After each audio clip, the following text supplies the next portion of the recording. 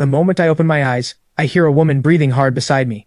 Soft, broken, trembling. I turn my head, and in the dim light from the window, I see her face clearly. Even in the darkness, she's strikingly beautiful, and the bruises on her collarbone are sickening. What is going on? A man's laughter echoes in my head.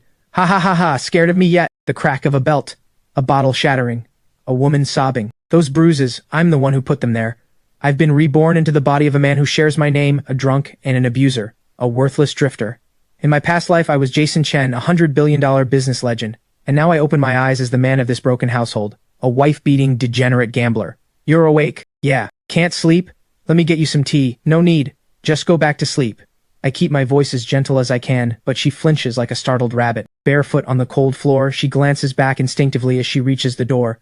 She's not looking at me. She's checking on the little girl asleep in the corner. Mia. Something in that look hits me like a fist closing around my chest, and I've seen every kind of deception the business world has to offer. In my past life, I closed deals worth tens of billions. I've met heads of state. I've known countless women. I thought I'd seen it all, but I've never seen a woman like this, beaten so badly, and the first thing she does upon waking is tiptoe around so she won't wake the man who hurt her.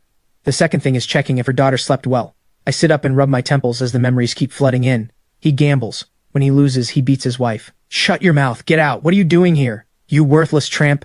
You dare ruin my game? The worst beating left Mia bedridden for 3 days, and still she dragged herself up to cook for him. He never worked a day. The whole household survived on Mia's fruit stand at the market. She earned maybe $2,000 or $3,000 a month, and he gambled it all away.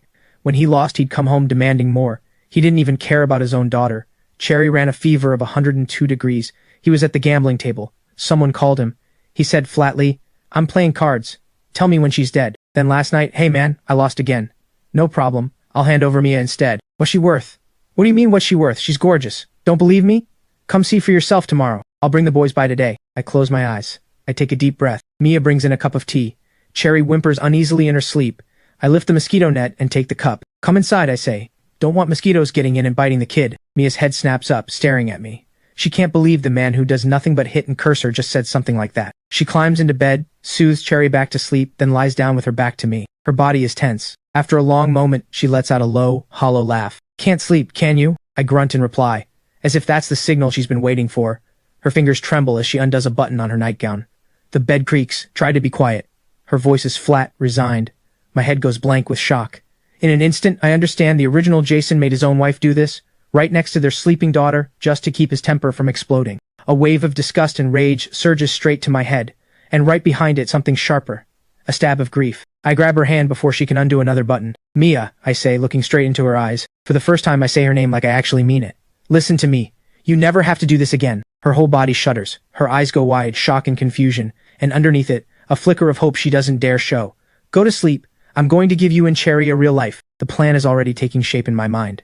I wake at first light, not out of habit. It's this burning need in my chest to fix everything, right now, that won't let me sleep any longer. Mia is carrying Cherry out of bed as gently as she can. She startles when she sees my eyes open. "Sorry," she says nervously. I sit up. "I woke up on my own. I'll take Cherry to school today. Then I'll come help at the stand. Business hasn't been good lately." I can tell she thinks I'm angling for money again. Fear has become instinct for her. But this time, I get up and head for the kitchen instead. The fridge holds nothing but a few eggs and a bowl of cold rice. It's heartbreakingly bare. But when I set 2 plates of golden, fragrant fried rice on the table, Mia and Cherry just stare, like they're witnessing a miracle they can't explain. Cherry tilts up her little face. "Mommy, Daddy can cook!" Mia doesn't answer. She just looks at me, her eyes full of conflicting feelings. The market is loud and chaotic. I stand in front of Mia's fruit stand, frowning slightly. It's far too bare, nothing but apples, stacked carelessly, with no order at all. A crooked cardboard sign reads $1.90 per pound in scrawled handwriting. The vegetable vendor next door calls out loudly. "Well, look who's helping out today. Jason. Must be a sign of the apocalypse." I don't even glance her way. My mind is already racing. Only one product. Zero competitive edge. A rigid price with razor-thin margins. Barely any foot traffic. No draw whatsoever. Mia steps away to pay the stall fee. Before leaving, she glances at me uneasily and murmurs, "The apples cost $1.50 wholesale." "Got it." She walks off, looking back every few steps. I crouch down and pick up one of those thin red plastic bags, weighing it in my hand. Then I watch the crowd hurrying past, eyes sliding right over the stand like it doesn't exist. A plan to ignite demand instantly snaps into focus. I tear a piece of cardboard off one of the boxes. I pick up a marker lying nearby and write 2 big lines across it. Without hesitation, I rip down the old sign for $1.90. I plant the new sign front and center. The vendor next door cranes her neck to look. She bursts out laughing. $20 a bag, stuff it as full as you want. Jason Chen, Your brain's pickled in booze, you'll lose the shirt off your back. I rise slowly to my feet. I smile at her. Ma'am, you can't just count this by the pound. I'm not trying to make money off one bag of apples. I'm clearing the entire stock as fast as possible to get cash flowing again, and bringing this dead stall back to life. The new sign works fast. A middle-aged man wanders over. Boss, is it really $20? Fill the bag? These apples aren't sour, are they? I grab an apple without missing a beat. I peel it cleanly and hand him a piece. Try it. You decide if it's sweet. He tastes it and without another word snatches a bag and starts stuffing it. He's trying to stretch that bag to its absolute limit. I smile calmly. If you can carry it, it's yours. That line breaks the dam wide open. The crowd surges in all at once. $20 isn't much. But fill it however you want, lights a fire in something primal in human nature. The vendor next door freezes, her smile stuck mid-face, mouth hanging open. She watches the crowd swarm, and the apples disappear in seconds. She drops her own scale weight and doesn't even notice. Meanwhile, Mia finishes paying the stall fee. She heads back, weighed down with worry. Even from a distance, she can see her stall buried under a crowd. Her face drains white with panic. Convinced I've caused some kind of disaster, she shoves her way through, and what she sees stops her cold. I'm standing behind the stall. Not groveling, not losing my temper. Just calmly taking money and handing out bags. The crowd around me is grabbing apples like madmen. The same apples that used to sit unsold all day are vanishing right before her eyes. When she spots the sign, $20 a bag, fill it however you want, her face goes pale. Are you insane? $20, fill it as full as you want. We're going to lose everything. Relax, I say, pointing at the bags. 5 pounds tops fits in there. We're making money. Look, they think they're getting away with something and they're throwing cash at us for it. She stares, stunned. She looks at the line of people. How much have we made? Almost 500. 500? Her eyes go round, staring at me, like she's looking at a complete stranger. The apples are nearly gone, and the line keeps growing. Should we restock? I ask. The line erupts immediately. Boss, go get more. Mia grabs her phone, and on my instruction orders an entire truckload of apples. Old Lee, the supplier, drives over with the delivery. When he sees what's going on, he can't stop marveling. By the time it's nearly time to pick up Cherry from school, more than half the truckload is already sold. Not bad at all, Old Lee mutters, doing the math on his fingers. Then his eyes widen. My God, you must have moved over 1,000 pounds today. Mia can't believe it. How much is that worth? Revenue's around 4,300, I say. It's a small sum, barely worth mentioning, but it's the first step toward this family standing back on its feet. Mia looks dazed. She used to struggle to earn that much in an entire month. After we close the stall, I take Mia grocery shopping. Fish, meat, ribs. It costs almost $300. Her lips move like she wants to object, but she stays quiet. I know it pains her, but today we're celebrating. We pick up Cherry from school. She sees my arms full of groceries and jumps with excitement. Daddy, are we having a feast? We sure are. Sweet and sour fish, braised ribs. I lean down and nuzzle her cheek. Yay, I love you the most, Daddy. She skips circles around me. Mia watches us, and her gaze softens. For so long now, this house has known nothing but silence and fear. Now finally, there's a little warmth in it. The three of us walk home together, laughing and talking. Cherry chatters away nonstop. A faint smile rests on Mia's face.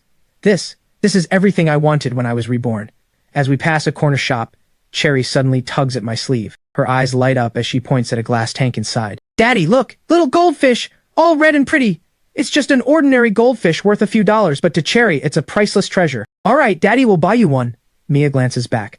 I'll head home and start washing the vegetables. Come back soon. She hurries off toward the rundown apartment building a dozen yards away. I'm holding Cherry, picking out a fish at the shop, when out of the corner of my eye, I catch a few figures lurking near our front door. They've blocked Mia just as she's pulling out her keys. My stomach drops. Sis-in-law, been waiting on you a while. Mia jumps back, clearly startled, eyeing them warily. What do you want? Blondie leans in with a smug grin. Just here to give you a heads up. Your husband Jason had some bad luck at the table last night, so he put you up as collateral. Figured the boys could have a little fun. Mia sways on her feet, and the groceries slip from her hands. Her face goes deathly pale. Every ounce of strength seems to drain out of her body. I break into a run. By the time I reach her, Mia has already turned her back on the thugs, facing the direction I'm coming from, every trace of color drained from her face.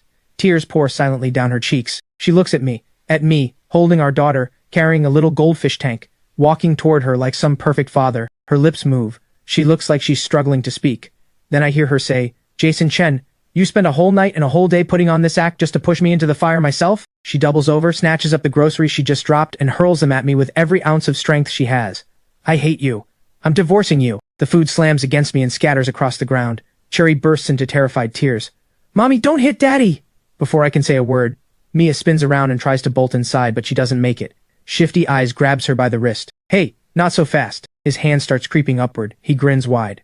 Your man put it in writing, black and white. Tonight you're coming with us. I see Mia freeze completely. Terror written even deeper across her face now. Something detonates inside me in that instant. Let go of her. My voice drops to ice. Something forged over a decade of clawing my way through the business world. something these thugs have never seen before. I slap Shifty Eyes across the face. He staggers back, blood at the corner of his mouth. He freezes, hand pressed to his cheek. Everyone freezes. Then he snaps out of it. Kill him. He charges at me like a man possessed. His fist swings at me. I sidestep it and drive my foot into his gut. He screams and flies backward. He curls up on the ground, retching. The other three charge in, cursing. I move fast. Wrist locks, elbow throws, knee strikes. Combat skills from my past life. Every move aimed straight at their weak points. Less than a minute later, all four are flattened on the ground. Behind me, I hear Cherry raising her tiny fists, cheering, "Go, Daddy! Beat up the bad guys!" Mia stays silent. I walk over to Shifty Eyes. I plant my foot on his chest. I look down at him. "Listen up. I'm done gambling. The old debt's wiped clean. Come back here again and I'll beat you down every single time, understand?" He's still trying to act tough. "You don't pay your debts, we're calling the cops." I let out a short laugh. "The cops? Organized gambling? Large sums involved? Want me to remind you what crime that counts as? I've got proof right here on my phone. Want me to call it in for you?" Their faces go white instantly. "Sorry, we were wrong, sorry, then get out." I stop them. "Wait." I glance back at Mia. She's still trembling. "Apologize to my wife," I say. Choking down their pride, they bow their heads anyway. "Sorry, ma'am. Now go." I kick Shifty Eyes aside. They scramble away as fast as they can. The world goes quiet. I turn to look at Mia. Tear streaks still mark her face, her body still shaking. Her eyes are full of fear, doubt, and a deep, lasting hurt. It stings like a needle in my chest. I walk over to stand in front of her. Looking into her eyes, I speak slowly, every word heavy with weight. "Mia, the man I used to be, that Jason was scum. What he did to you, dying 10,000 times wouldn't be punishment enough. I'm not asking you to forgive me right now. I'm only asking for one more chance. I swear it on my life. From this day forward, if I, Jason Chen, ever let you or Cherry suffer again, may I die a terrible death." Mia stares at me, tears streaming down in heavy drops. Her lips move and finally, eyes red, she shouts, "Jason Chen, you're a complete bastard. I will never trust you again." With that, she grabs Cherry and rushes inside. The door slams shut, but she doesn't bring up divorce again. For now, that's enough. I let myself into the kitchen. Soon, the smell of sweet and sour fish and braised ribs fills the entire house. I carry the food to the bedroom door. I knock and say, "Dinner's ready. Stop being upset. Don't let the kid go hungry. I'll sleep in the living room." I set down the tray and turn to leave. Through the door, I hear Cherry's small voice, "Mommy, it smells so good." A moment later, I hear the faint clink of bowls and chopsticks. I lie on the hard couch, staring up at the ceiling. The road ahead is long, but the direction has never been clearer. Protect them, and make this family truly whole. A faint creak. The bedroom door eases open just a crack. I close my eyes and pretend to be asleep. A few seconds later, the door gently closes again, but this time, it's left unlocked. The corner of my mouth lifts just slightly. Over the following days, I go with Mia to the stand every single day. $20 a bag, fill it however you want, becomes a fixture of the market. Apples sell steadily, over 1,000 pounds every single day. In under a week, Mia's bank account grows by a full $10,000. At night, though, she often lies awake. By the following days, sales start to slip. I roll out a new strategy, bring in cherries and blueberries. She frowns. "We tried that before, nobody bought them. This time's different." I split the stall into 2 tiers. Budget tier, $15 a pound, apples and peaches. Premium tier, $25 a pound, choice of cherries or blueberries, all washed, sliced, and boxed up fresh. Add $1 for unlimited yogurt drizzle. Add one more, and we throw in a free pound of apples. The new stand looks clean and sharp, standing out sharply against the cluttered market around it. By the end of the day, revenue tops $3,000. What pleases me even more people buy the premium tier than the budget one. As we pack up, she finally has to ask why. I look at her and smile. Because the pricier option makes them feel like they're getting a better deal. Only $10 more, and they can take home the premium stuff. Who wouldn't want that? Running a business is about playing the psychology. She snorts. "Oh, listen to you." Her tone says one thing, but the corner of her mouth betrays another. By the end of the week, we've made another $10,000 or so. The light in her eyes when she looks at me starts coming back, little by little. One day, picking Cherry up and heading home, I spot a man in a sharp suit standing at the door. It's Mia's older brother, Henry. Mia rushes over, delighted. Henry gives her a brief glance, then turns a stare on me sharp as a blade. "Hey, come walk with me, buy some cigarettes." I know he's got something to say. We reach the parking lot. He points at a BMW. "This car's worth over 200 grand, what do you think?" "It's fine." He pulls out a bank card and slaps it into my hand. "There's 200,000 on this.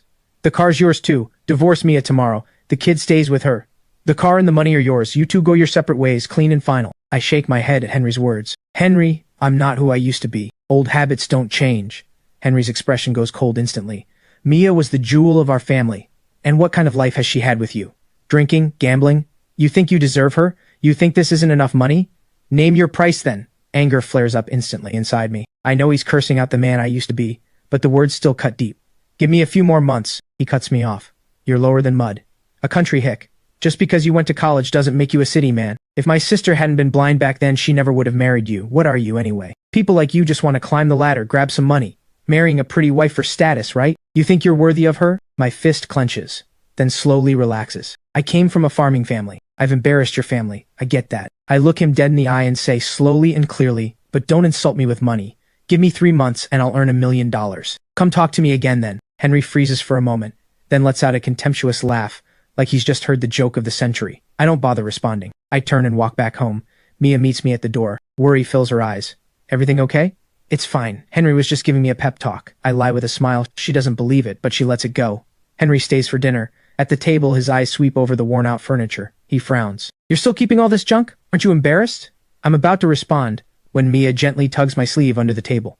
Henry, she says, Jason's really changed. He's come up with so many ideas and we've earned some money. Henry just scoffs and says nothing. At that moment, his phone rings. He picks up. His expression changes instantly. What? Mr. Liu's not happy with our marketing plan? Didn't we agree the draft was final today? The voice on the other end sounds urgent. I can faintly hear it from where I'm sitting. Mr. Liu reviewed the plan and called it outdated.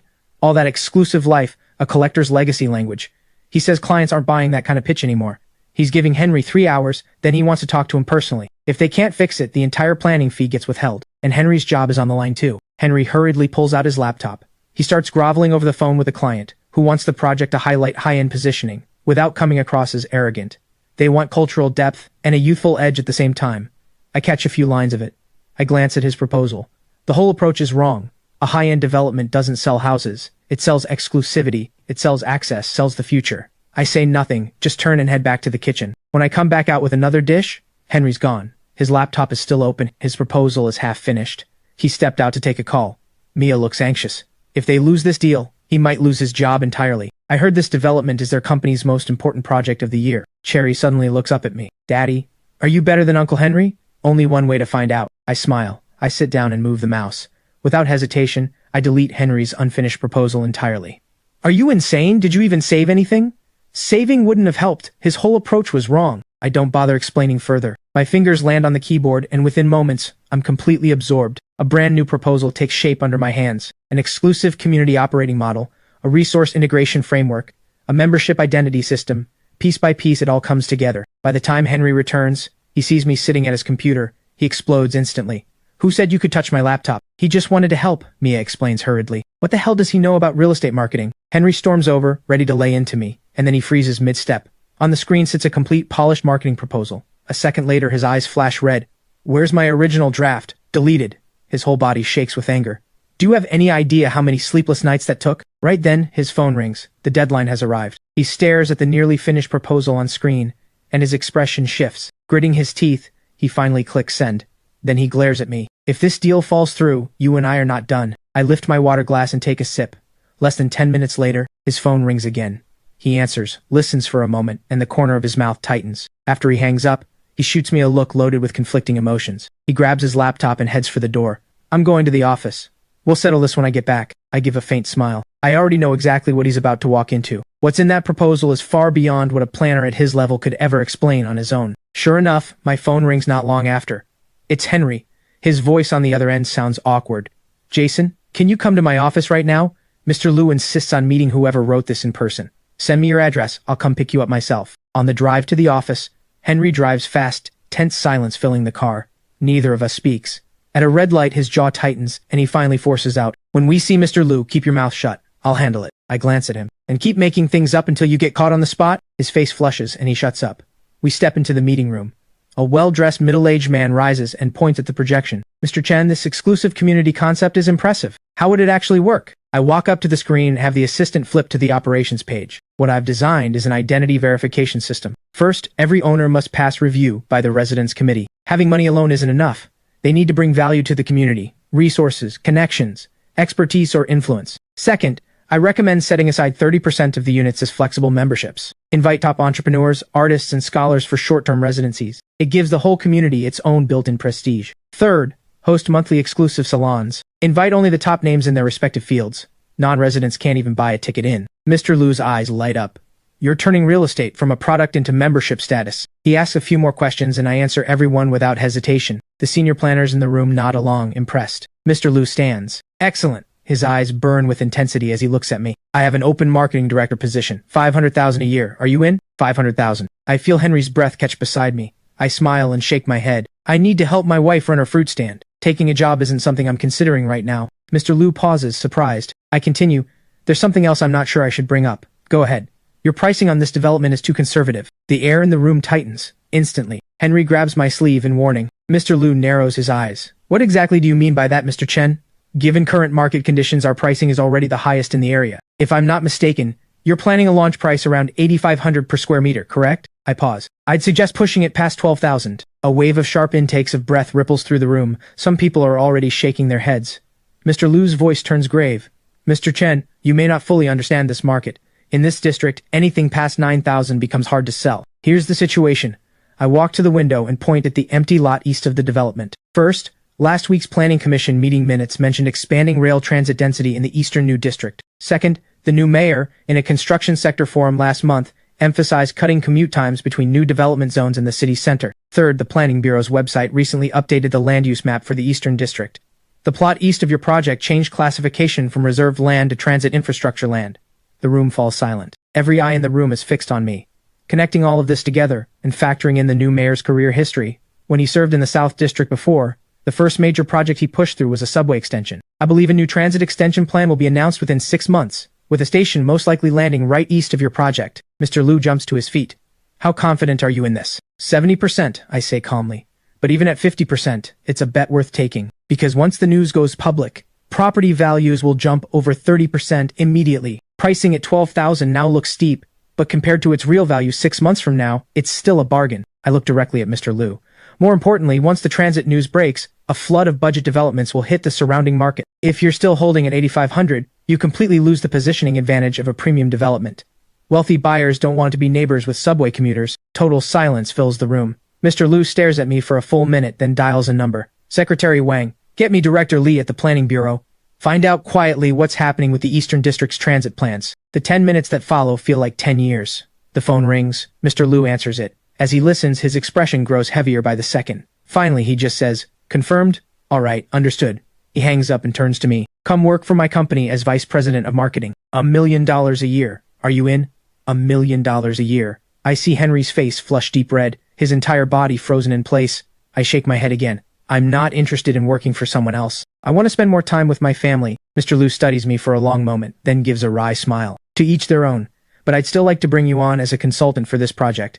Name your fee. I look over at Henry. Honestly, Henry's fundamentals are solid, and he's already absorbed the strategy completely. You should work directly with him going forward. Henry freezes, English, and finally nods. All right, I'll leave this project in both your hands. We walk out of the office. Henry still looks like he's in a daze. He suddenly asks, you really turned down $1 million salary? And that subway prediction, was that really all your own analysis? The fruit stand needs me, I say. He falls silent for a few seconds. His voice trembles slightly. Do you have any idea what $1 million even means? I worked for 8 years just to reach half that amount. This deal closing makes you the hero of your company. I pat him on the shoulder. Things will open up for you from here. I get in the car and drive off.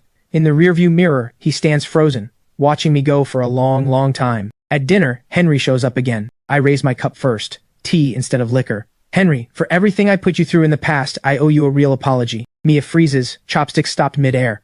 I know exactly what she's thinking. The old Jason never did anything but cause trouble, let alone apologize. Henry shifts uncomfortably and looks away. Mia glances between us, then suddenly speaks up. Henry, did you say something to him again? I just smile. He was simply reminding me to push myself harder. Mia sets down her chopsticks. She looks at Henry dead serious. Henry, I chose this man. This is my road to walk. Whatever bitter fruit comes from it, I'll swallow it myself. If you really care about me, stop saying things that put me in a hard spot. Under the lamplight, there's a stubborn, unwavering resolve in her eyes. Henry lifts his cup and drains it in one go. He sighs, says nothing more, finishes his meal quickly and leaves. After seeing him off, I turn around and find Mia watching me. You're different today. Different how? Hard to say, she tilts her head. It just feels like a long nightmare has finally ended. Late into the night, I lay out my usual spot on the living room couch. Mia comes out of the bedroom carrying a blanket. She stops at the doorway and glances back at me. Getting used to that couch, are you? She presses her lips into a small smile, then turns and goes back inside. The door is left unlocked. The next morning, Mia takes Cherry to check out a new preschool.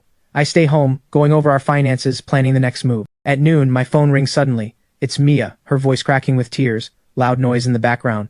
Jason, get to City People's Hospital now! Cherry suddenly couldn't breathe. She's in the emergency room! My mind goes blank with shock. I drop everything and rush out the door. At the hospital, the HSU family has already arrived. The moment Richard, Mia's father, sees me, he storms over, furious. Jason Chen, look what you let happen to this child. The doctor says this condition should have been caught long ago.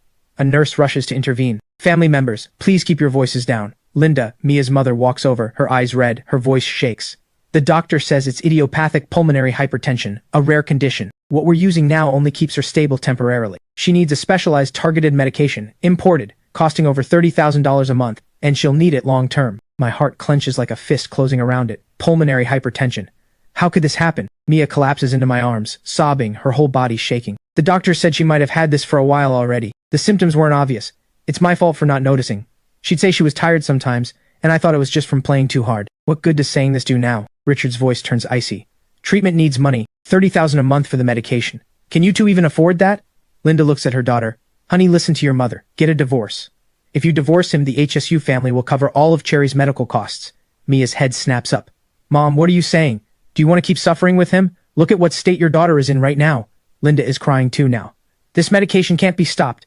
If it stops, her condition will worsen rapidly. Mia stares at the closed door of the emergency room. Tears keep streaming down her face, but she wipes them away fiercely and straightens her back. Mom, I already told you. I chose this man. This is my road. However hard it gets, we'll carry it ourselves. Can you really carry it? Richard's voice rises with anger. $30,000 a month, and we don't even know how long she'll need it. I step in front of Mia, shielding her. I look Richard straight in the eye. We'll figure out the money ourselves. You don't need to worry about it. Figure it out? What exactly can you figure out? Henry can't help himself. You turned down that $1 million a year job with Mr. Liu, and now? I cut him off. I have my own way. Cherry is our daughter.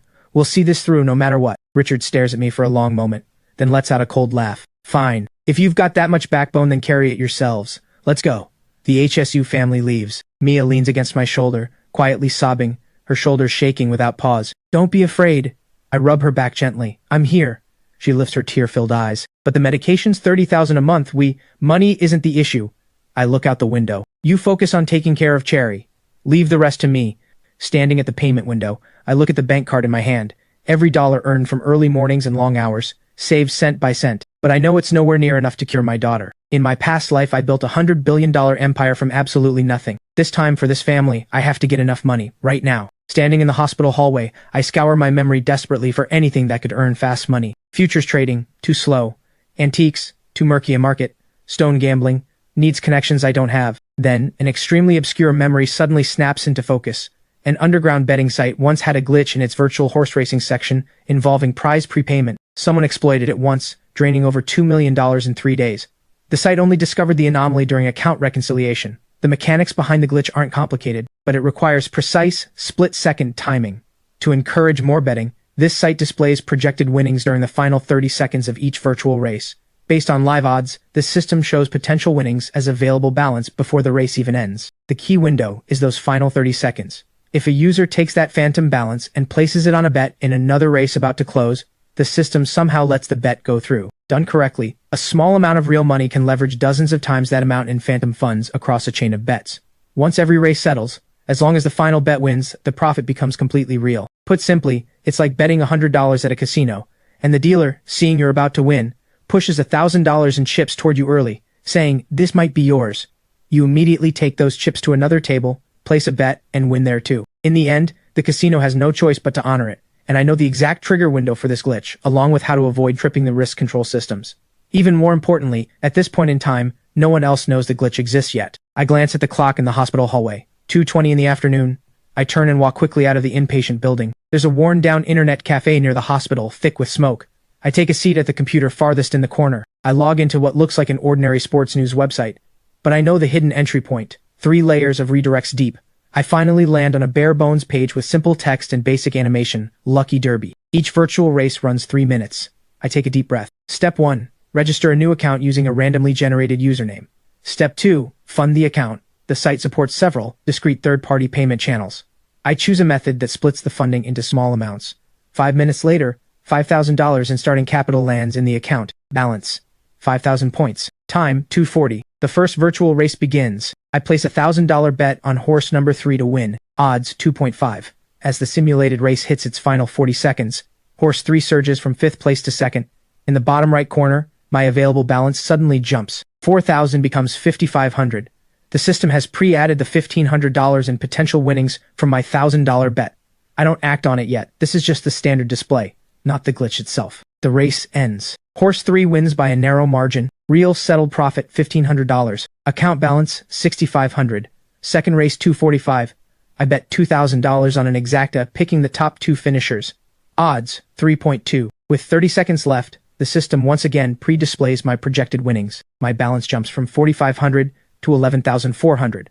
4,500 plus 2,000 times 3.2. Here's where it gets critical. With 25 seconds left in the race, I quickly switch over to a different virtual soccer match, one about to close as well. I bet that entire $11,400 balance. I bet on a goal being scored in the final 5 minutes. Odds 1.8. The system processes the bet without flagging it. Confirmed. The glitch is real. The system is treating projected winnings as genuine usable funds. My pulse starts to race. The horse race ends. The exacta hits. Profit $4,400. The soccer match wraps up. 89th minute. A virtual player fires a long-range shot into the net. Profit $20,520. Account balance climbs plus $4,400 plus $20,520, $26,920. Account balance $5,000 has turned into $27,000. But I don't stop. I know this glitch can be exploited repeatedly. As long as I time it precisely within each race's final 30-second window, the phantom capital can snowball exponentially. Even if a bet loses, it's only the phantom money at risk. Third round. Fourth round. My hands fly across the keyboard and mouse. My eyes track 3 different countdown windows at once. Every move has to be timed down to the second. At 3:21 in the afternoon, I finish the final round. The screen shows a final balance, $726,800. $726,800. In 1 hour, $5,000 has turned into a return over $100. 7 at the number on screen. My palms are soaked with sweat. I click withdraw. The site flags it. Large withdrawals require manual review. Funds expected within 2 hours. I clear my browsing history, shut down the computer, and get up to leave. Stepping outside the internet cafe, the sunlight hits hard. I shield my eyes with a hand and take a deep breath. $720,000. Even that won't be enough to cover Cherry's treatment in the long run. A real cure will take far more money than this. But I have a feeling someone's about to deliver even more soon. The moment I push open the hospital room door, I hear a nurse's cold voice. Mrs. Chen, system only shows $5,000 on file. The full deposit needs to be settled today. Otherwise, we can't proceed with further testing or medication. Mia is on the verge of tears, panicked. That can't be right. My husband paid $10,000 just an hour ago. Right then, she sees me walk in. Her voice catches in her throat. Where's the money? That $10,000? I only paid $5,000, I say, looking her in the eye. I took the other 5 and bet it on horse racing. Horse racing? Mia's expression shatters instantly. She staggers, like every ounce of strength has just drained from her body. Jason Chen, that was Cherry's life-saving money, and you gambled it away? She lunges at me, fists pounding against my chest. She sobs like her heart is being torn apart. Are you even human? What about your oath? The nurse beside us shakes her head with a sigh. Disgust written plainly across her face. I take hold of Mia's wrist and lower my voice. Listen to me.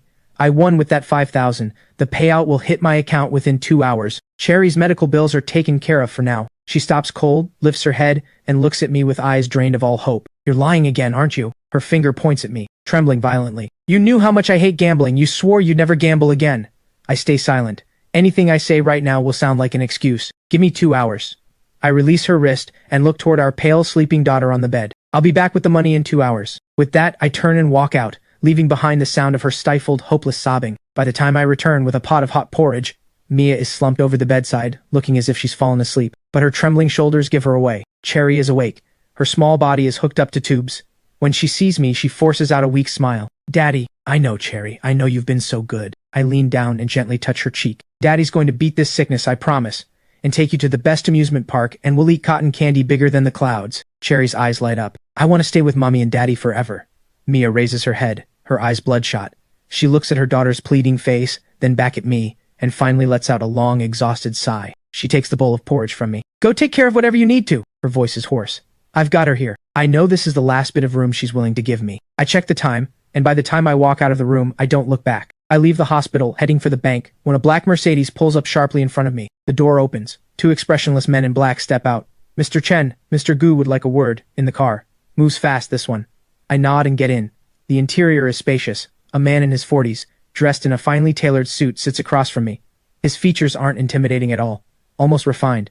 Wesley Gu. In my past life, I crossed paths with him. We even did business together once. Jason Chen. He looks up at me.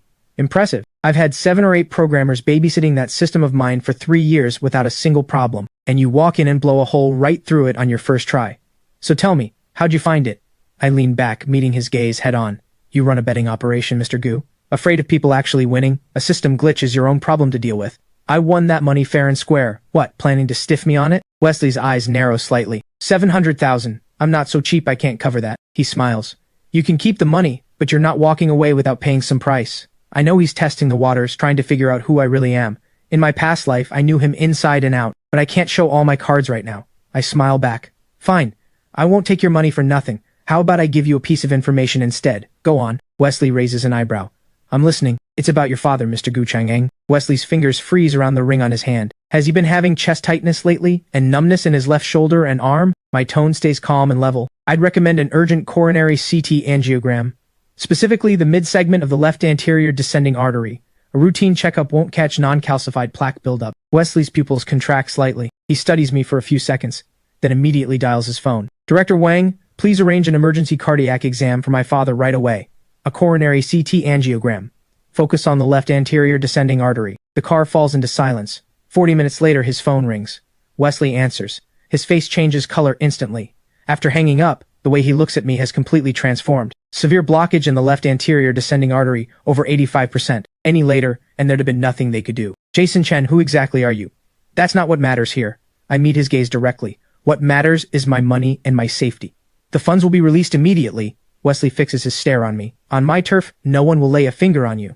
But a man like you wouldn't take a risk this big just for 700,000. There's something you haven't said yet. Sharp man, as expected. There is in fact one more thing I should mention. I look him straight in the eye. It's about a woman you've spent over a decade searching for and never found. And about a child by her side, one you probably don't even know exists. Wesley sits bolt upright. All trace of his refined composure vanishes, replaced by shock. What did you just say? She's living a quiet life in Suzhou, married to a middle school teacher. I lower my voice. She has a daughter, 7 years old, born June 17th. Wesley's face goes ghost white. His fingers tremble faintly. That date, that age. He understands instantly. His voice comes out hoarse. What do you want? $5 million. The information is yours. Wesley turns and gives an order. Strong, transfer the money immediately. 10 minutes later, my phone buzzes. It's a bank deposit confirmation. I send him the detailed information I'd already typed up. Transaction complete. I open the car door. My daughter's in the hospital. She needs absolute peace and quiet, so don't let any trouble find its way to her. Wesley nods firmly. I'll arrange the best resources the hospital has to offer. The car door shuts, and the Mercedes pulls away. I stand outside the hospital entrance. The card now holds far more than enough to cover Cherry's medical expenses. I grip my phone tightly and stride quickly into the hospital. I rush to the room as fast as I can and push the door open, but Mia isn't there.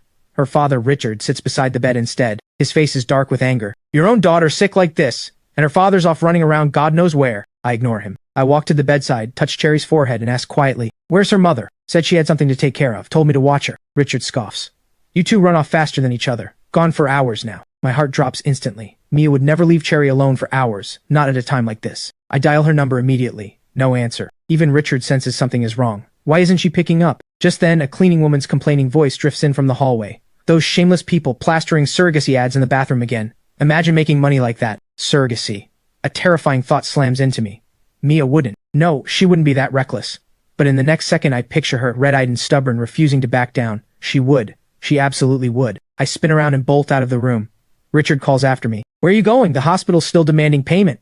I already paid it, I call back. Just watch Cherry. I sprint toward the women's restroom, ignoring the screams inside, shoving open stall after stall. On the wall of the third one, a crooked flyer reads, Surrogates wanted, high pay, 300,000 up front, with a phone number scrawled beneath it. I dial the number immediately. My voice dropped low and hard. I'm looking for a surrogate, need it urgently. Money is not an issue. The woman on the other end sounds guarded. Sir, you've got the wrong number. Don't play games with me, I say coldly. My wife can't conceive. I want a boy. A few seconds of silence. The woman's tone suddenly turns warm. You're well connected, sir. We can arrange that. However, I cut her off. Price isn't an issue. But I want to choose the woman myself. No one who's done it before. Preferably someone who's never given birth. Young, healthy, good genes. The woman hesitates. We don't have someone matching that right now. You sure about that? I push, raising my voice slightly. There's a beat of surprise on her end. How did you know? I have my sources, I say flatly. Give me the address. I'm coming to see for myself right now. If I'm satisfied, I'll double the price. Double? Her voice changes completely. Are you serious, sir? I glance at my watch. I'm in a hurry. I'll be there in 20 minutes. Keep her there for me. If a contract's already signed and the process has started, the deal's off. No formal contract yet, just an initial check. Come on over, sir. We'll be waiting. I hang up and dash out of the hospital. I flag down a taxi. Driver, hurry, take me here.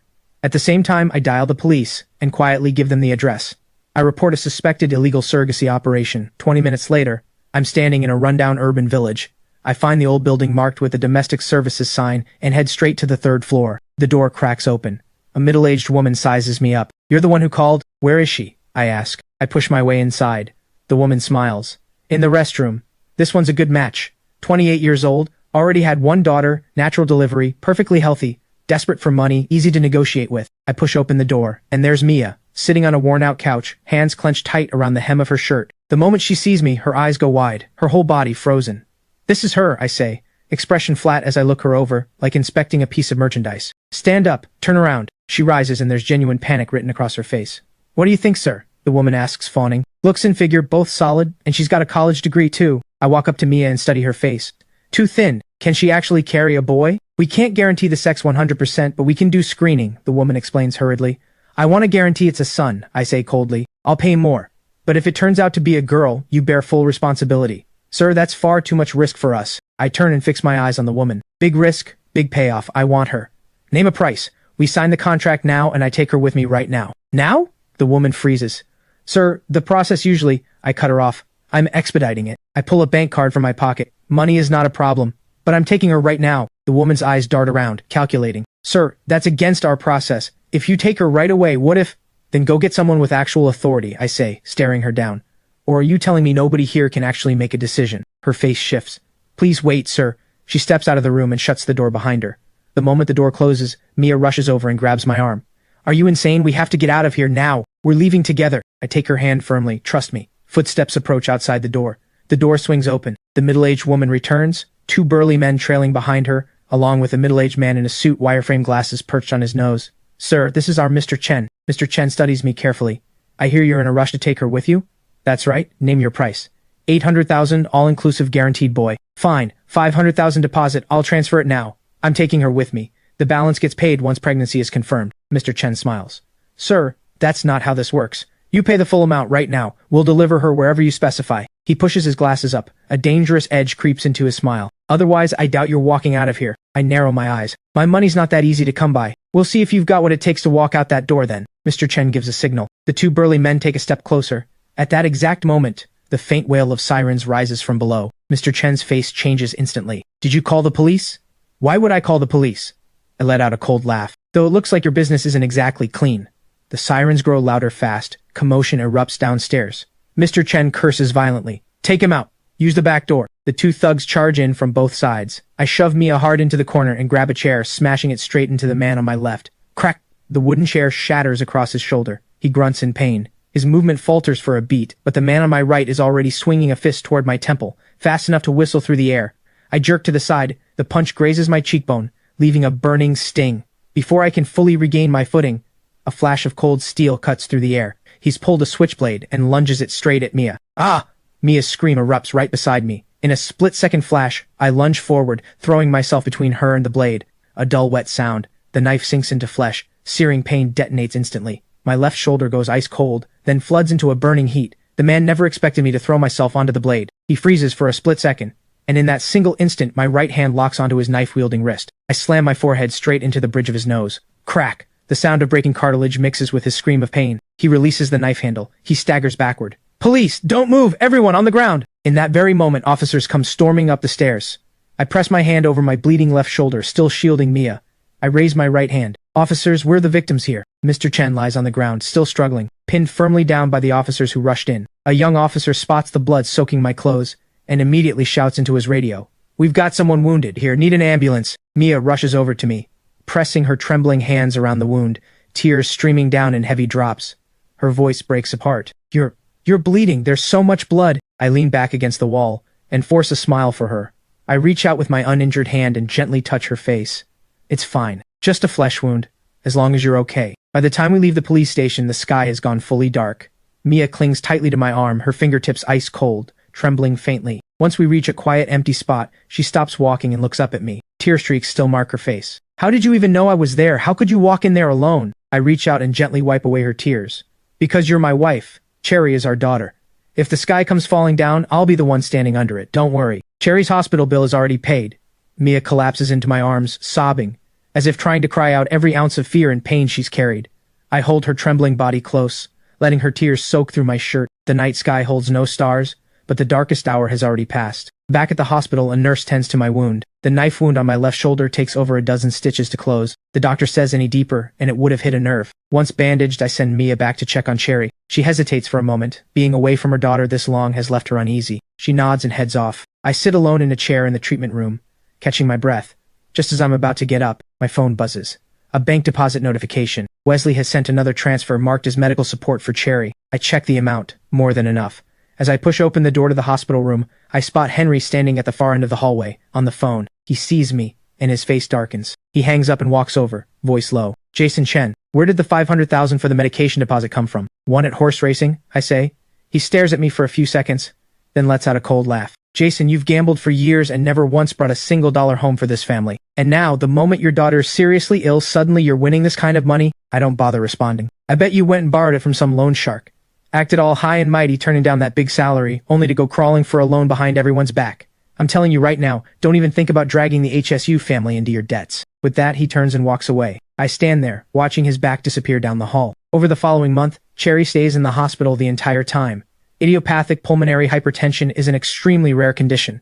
Domestically, the only option is relying on imported targeted medication to stabilize her. Even so, her condition keeps slipping, little by little. Mia and I take turns keeping watch. She covers the days, and I take the nights. When exhaustion hits, I rest on a hallway chair. When hunger hits, I eat the cheapest box lunch the hospital cafeteria offers. The HSU family never shows up again. I know it weighs on Mia, but she never says a word about it. Sometimes waking up in the middle of the night, I'll find her slumped over the bedside, holding Cherry's small hand, staring blankly into nothing. A month later, the HSU family finally returns. The doctor is in the middle of examining Cherry. Once it's finished, the doctor tells us the current medication can only slow the progression. It can't reverse the condition. Over the long term, the strain on her heart and lungs will only keep growing heavier. Hearing this, Richard's first question is about money. That $500,000's about used up by now, isn't it? Henry's tone is cold. Have you figured out how you're paying this back? Mia says, it's not a loan. Linda cuts in. Not a loan? You think it fell from the sky? Richard points right in my face in front of everyone. Nothing but lies. You're the one who ruined my daughter and granddaughter's lives. I swallow my anger. Dad, keep your voice down. You'll scare the kid. You think you have the right to call me Dad. Just then, the hospital room door swings open. The doctor walks in with a team of specialists. He looks at all of us. There's news. A team of experts from a leading international cardiopulmonary center is launching a cutting-edge combined interventional and gene-targeted treatment program here soon. By reconstructing the pulmonary artery's microcirculation, paired with precise targeted regulation, there's a real chance of reversing this condition at its root. He pauses. Cherry's test results fit the criteria exactly. Mia grabs my hand tightly, her eyes welling up. But the treatment process needs to start immediately. The first installment is $1 million. I turn and walk out of the room. At the end of the hallway, I dial Wendell Gu. Don't worry about the money, he says. I had Professor Robert flown in personally from Zurich. He's already reviewed your daughter's case. He says it's better than expected. The surgical outcome should be excellent. Thank you. I'm the one who owes you thanks. He pauses. Both mother and daughter, they're finally getting their lives back. Mr. Chen, I won't forget what I owe you. I hang up and head to the payment window. By the time I make it back to the hospital room door, I hear Richard's voice inside. See that? The second the money's mentioned, he disappears. Sweetheart, just divorce him and the HSU family will cover everything. Mia's voice is quiet but steady.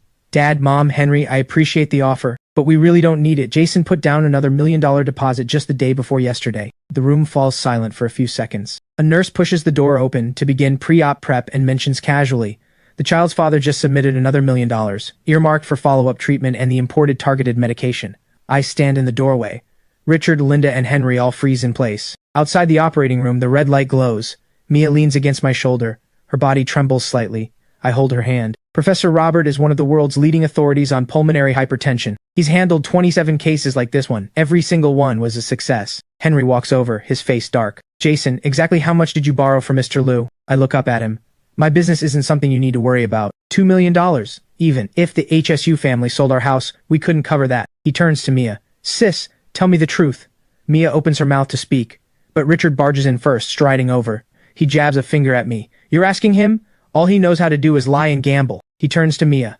Sweetheart, your father has $1 million in savings right now. Just say yes to a divorce and I'll wire it to you immediately. But tomorrow morning I'm putting that money into a reverse mortgage retirement plan run by Director Zhou. Linda chimes in to explain. The annual return is at least 30%. It's an insider opportunity through the Retired Officials Network. The contract runs 10 years. After that, you get the house back exactly as it was, plus the returns on the capital. Director Joe says it's a national pilot program with only a few slots left. We figured we'd let this money grow and it'd go to you two eventually anyway. I look at Richard. Dad, this model you're describing, it involves mortgaging the property to a third-party company in exchange for retirement payments, correct? Richard pauses, then sneers. A senior retired official is personally vouching for it. It's a legitimate company, and we had a lawyer review the contract. What would you even know about this? This is a scam scheme that's emerged over the past couple of years. These so-called professional companies are usually empty shells registered with only a few $1,000s in capital. They do pay out the retirement money on time for a few months. By the time you realize what's happening, both the house and the money are gone. This Director Joe is either being scammed himself or... I leave the sentence unfinished. You're talking nonsense. Richard explodes. A lifetime of connections and relationships, and you, a gambler, think you can lecture us? It's a contract in black and white.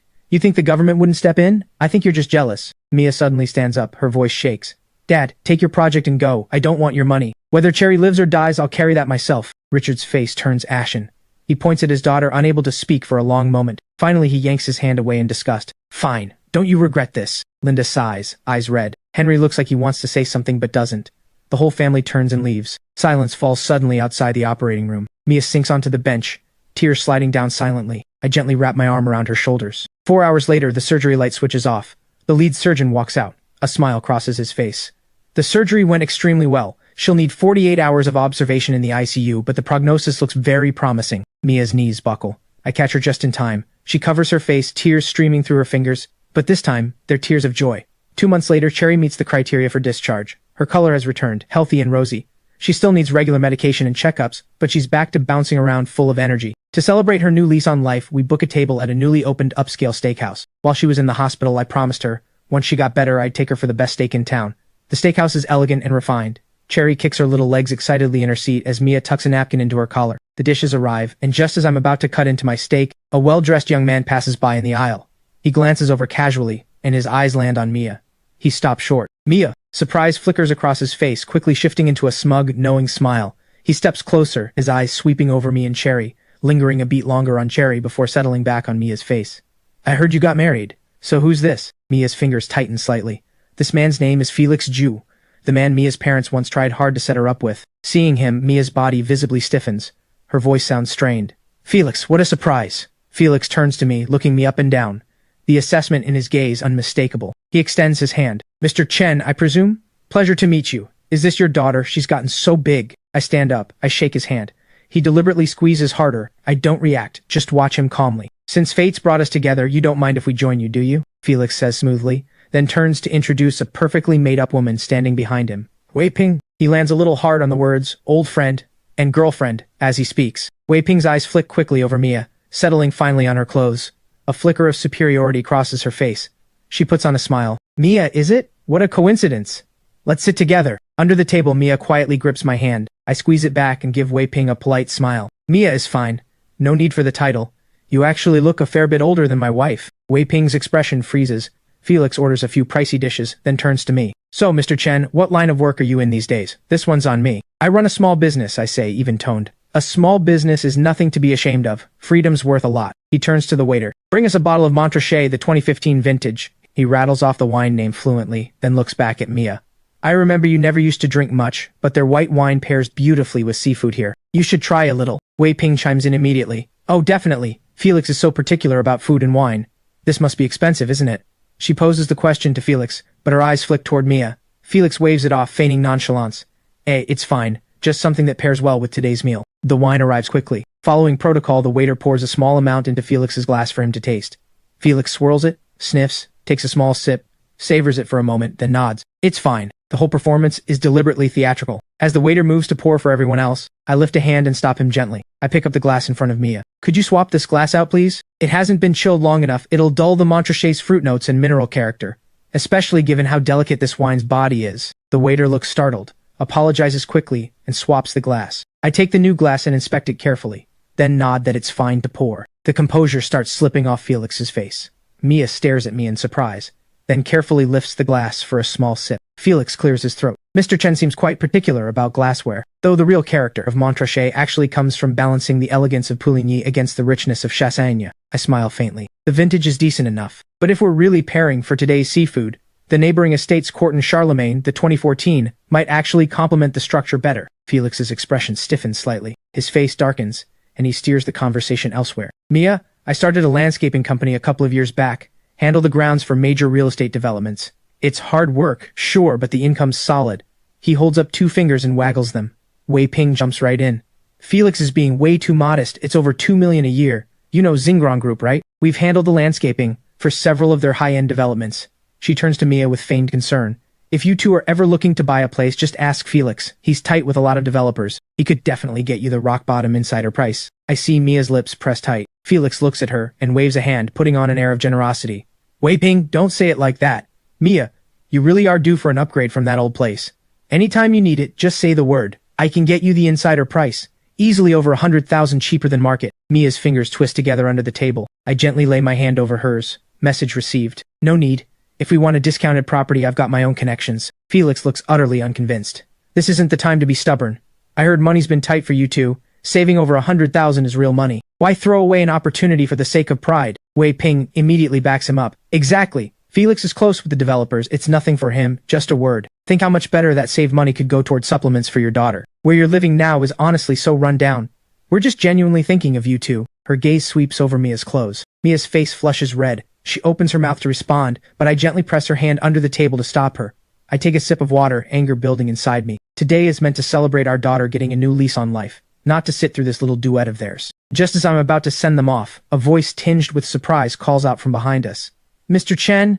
We both turn to look, and see Mr. Lu Xingrong striding over from the private room area.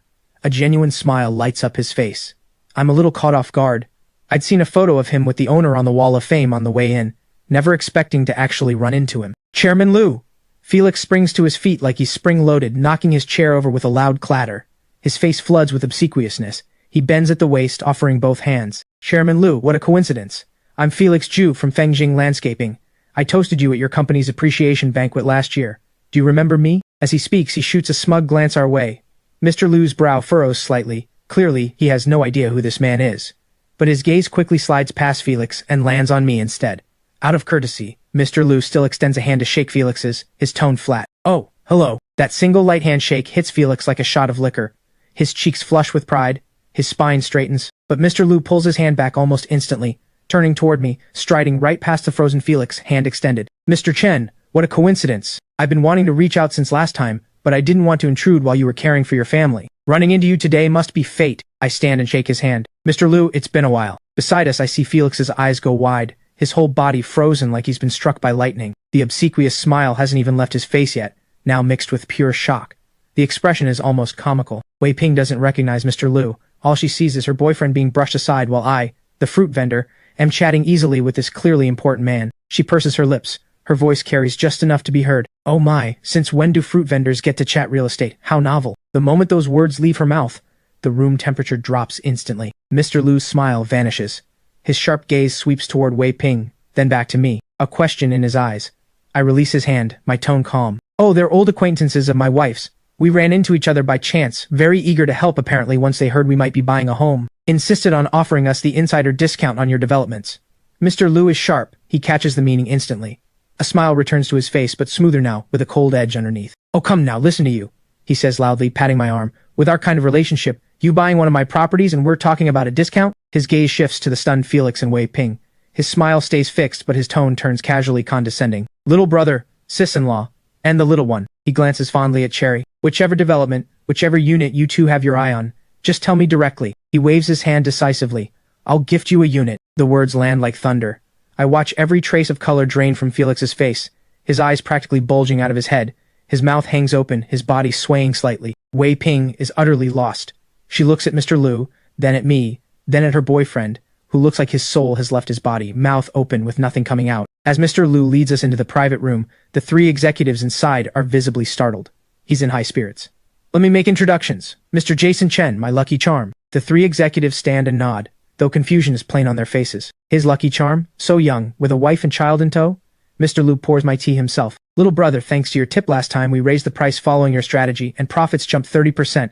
The board just decided to commit fully to that area for the next 2 years. I set down my cup, calm. Mr. Lu, the subway extension is confirmed, but Ninghai's focus for the next 5 years isn't going to be the east. What?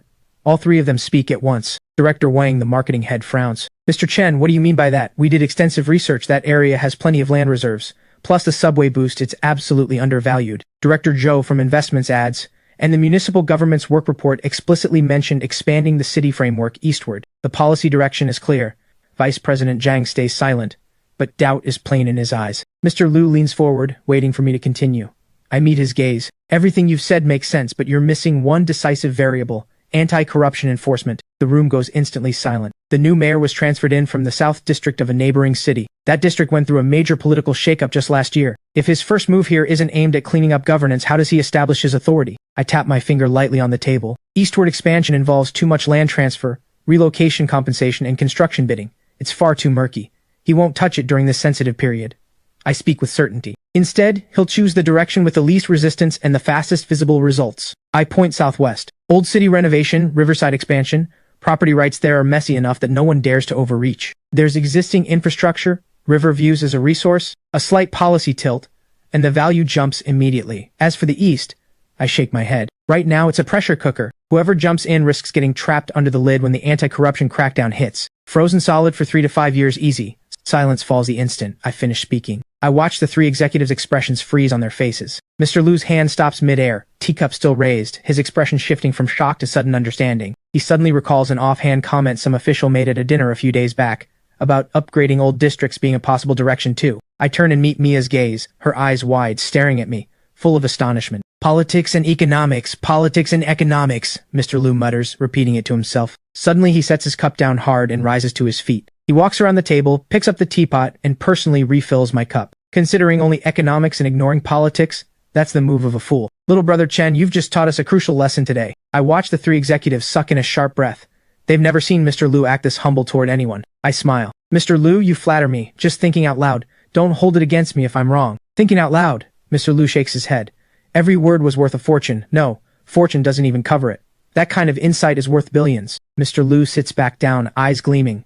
Little brother, you've done me too big a favor for me to take for free. What I said out there still stands. Whatever property you want, I'm gifting it to you. Under the table, Mia grips my hand tightly. I shake my head. No need to gift it, I'll buy it. Buy it? Which one do you want? Take your pick, I'll give you the absolute lowest price. I smile. No. What I actually want is a stall at the Wanjiahui wholesale market in the southeast district, plus a small unit nearby in the warm home complex. 800 or 900 square feet is plenty. I watch everyone in the room freeze. The southeast district, that's just leftover, low-priority land the company developed as an afterthought. Low-end, barely profitable at all. Little brother, you're joking, right?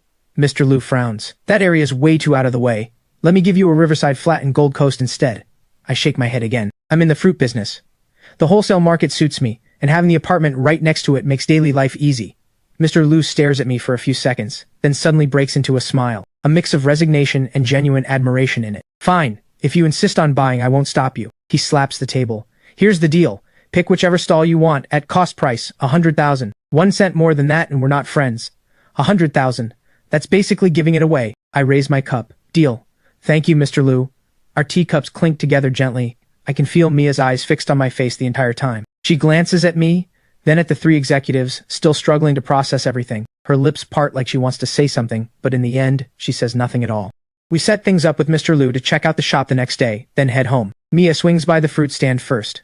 Since the plan is to upgrade from a small stall to a full wholesale supermarket in the main market, the odds and ends at the stand need to be cleared out in advance. I carry Cherry and head home ahead of her. We've barely stepped into the building when Mrs. Huang stops us, her grandson in tow. Well, look who it is, little Cherry. Last time you were fighting with Xiao Bao, what did his grandma tell you? Children need to behave. If you don't listen, you'll get sick. You hear me? At those words, anger flares straight to my head. I know better than anyone whether my daughter behaves. She got sick because she's naughty and doesn't listen. That's nonsense. I look down at Cherry. She shinks back slightly. I speak clearly. Cherry, from now on, if anyone outside makes you feel bad, you come and tell Daddy. Daddy protects you. I turn to leave. Hey, hold on. She hurries after me. I heard Cherry's illness cost a fortune. Are you selling the apartment? I stop. Who told you that? Word gets around. If you really are selling, I'll buy it. We're old neighbors. Don't price it too high. As she talks, she reaches into her grandson's grubby pocket, pulls out a piece of candy and tries to push it toward Cherry's mouth. Here, have some candy. I snap my hand out, grab her wrist and take the candy, toss it aside. The apartment's not for sale. Stop listening to nonsense. We turn and head upstairs. Behind us, her curses follow. Pfft. Wasteful fool, who do you think you are? You deserve to stay broke. When Mia gets back and hears it was Mrs. Huang, her face darkens. She's always been the biggest gossip in this building. Don't bother with her. We don't give it another thought. What we don't know is that one loose tongue can stir up a storm. The following evening, I'm playing with Cherry. When Mia's phone rings, she picks up, listens for a few seconds, and her expression shifts. Mom, what? Selling the apartment? That's not happening. Mom. The call drops. She looks at me, brow furrowed tight. My mom says Mrs. Huang ran into them at the supermarket. Told them we're planning to sell. My dad's furious. I'm about to respond when my phone rings. Mr. Lu's secretary confirming tomorrow's time to view the shop. I hang up. I see Mia watching me, wanting to say something but holding back. What's wrong? Nothing. She shakes her head, then adds, my dad digs his heels in once he makes up his mind. If he believes Mrs. Huang, he'll do something. I take her hand. Once we sort out the paperwork tomorrow, everything will be clear. She nods. But the worry between her brows doesn't fade. What I don't know is that, at this very moment, Richard is tearing through the house looking for the property deed. He finds it. He grips that red booklet, his eyes hardening with resolve. So he wants to get his hands on this apartment? Fine, let him try. Linda stands beside him, eyes red. Are you sure about this? What if our daughter... Richard cuts her off. She's lost her mind over that man. Once Jason sets his sights on this apartment, mother and daughter will have nowhere to go. He tucks the deed into his chest pocket. He grits his teeth. I'm doing it tomorrow. I'll sign it into the reverse mortgage program. Once the paperwork goes through, this place has nothing to do with them. Unless Jason gets out and Mia agrees to the divorce, they are not setting foot in this apartment. Linda opens her mouth, but says nothing. Outside, the night hangs heavy. The lights in the building go out one by one. At breakfast, Mia seems genuinely happy. I can feel how excited she is for today. Cherry kicks her little legs and asks, Mommy, are we getting a big fruit shop? That's right, Mia says brightly. Cherry can have whatever fruit she wants. Yay! The smell of warm porridge and fried eggs fills the kitchen. Simple and peaceful, but it doesn't last long. Bang, bang, bang. Heavy, urgent knocking. Mia goes to answer it. Richard and Linda are standing outside, both pale with anger. Dad, Mom, what are you doing here? What, did we interrupt your little plan to sell the apartment? Richard steps right inside, eyes locking straight onto me. Selling the apartment? Mia freezes. Linda points at me, eyes red. Jason Chen, can't pay your debts, so now you're eyeing our apartment? Have you no shame? I set down my chopsticks. Dad, Mom, you've got it wrong. I don't owe anyone money. And we're not selling the apartment. Shut up! Richard cuts me off sharply. Is there a single honest word in your mouth? He turns to Mia, voice rising. This marriage ends now, right now. He's $2 million in debt. About to sell the roof over your head and you won't divorce him? You want to take Cherry to live on the streets? Mia's voice goes urgent. Dad, Mom, you have it completely wrong. None of that is true. Who's been feeding you this nonsense? Do we need anyone to tell us? The whole neighborhood's talking. Linda's tears spill over. Sweetheart, your mother's heart is breaking for you. Just leave him. Come back to us. We'll keep the apartment for you, and we'll handle Cherry's medication. I'm not leaving him. Mia's voice has an edge to it. We know perfectly well how we're living. We don't need you making decisions for us. What do you know? Richard roars. You've lost your mind. I want a straight answer today. His eyes bore into hers, each word deliberate. Are you divorcing him or not? Mia bites her lip. No. Fine. His chest heaves. Then I'm taking back the apartment. Whatever happens to you from here, it's none of the HSU family's concern. Consider yourself no daughter of mine. Those last words hit Mia like a spike through the chest. Her body sways, her face goes pale. Tears rise to her eyes, but she refuses to let them fall. She stares at her father's twisted expression, at her mother crying and unable to meet her eyes. Then she wipes her eyes. Her voice trembles. But it's clear. We are not getting divorced. If you want to cut ties, that's your choice. As for the apartment, we don't want it. We're moving out today. Richard's eyes go wide, like he's seeing his daughter for the very first time. Fine. Good for you. He shakes with anger. I'm coming for the apartment tomorrow. He grabs Linda's arm and turns to leave. Linda stumbles behind him. How did you become like this? Your father just wants what's best for you. Mia calls out after her. He's the one who said he'd cut ties. He's the one who said he'd take the apartment back. I simply agreed. Isn't that being obedient? Linda chokes on her words, face falling. You've let that man bewitch you. You've thrown your own parents away. I might as well never have had a daughter. The door slams shut. A few seconds pass, then Mia collapses into my arms. And all the crying she'd been holding back pours out. How could they say that? She shakes all over. I hold her tight, gently rubbing her back. Cherry hugs Mia's legs, crying quietly. Mommy, don't cry. When Mia finally calms down, I wipe her tears and look into her red eyes, then take in the cramped, worn-out room around us. We can't keep living like this anyway. It's time we had a real home of our own. But... She looks up at me. Don't worry about the money. I hold her hand. Come on, let's go see the shop. She nods. She goes to the bedroom and pulls out a light blue dress. I recognize it as the nicest thing she bought after we got married, rarely worn. Watching her hold it up against herself, something pinches in my chest. There's still over 3 million in the account. It's time to buy something decent for her and Cherry. Mia changes into the dress and gives me a small smile. Let's go. Off to see our big future. We head downstairs and reach the street when a black Mercedes honks twice nearby. We turn. The window rolls down, and Mr. Lu's grinning face appears. Little brother, sis-in-law, hop in. I'm caught off guard for a moment, then laugh. This guy, Mr. Lu, no driver with him. He drove over himself. The car heads toward the southeast district. On the way, Mr. Lu chats casually. Little brother, Wanjiahui was originally built just to offload some leftover land. Awkward location, not new city, not old city. He turns onto a somewhat rundown road. This area is a resettlement zone from old demolition projects. A lot of people displaced from the old city got relocated here. The roads are wide and the buildings are new, but the infrastructure hasn't caught up. No subway line either. I look out the window. But once people move somewhere, they need to live. The demand builds itself.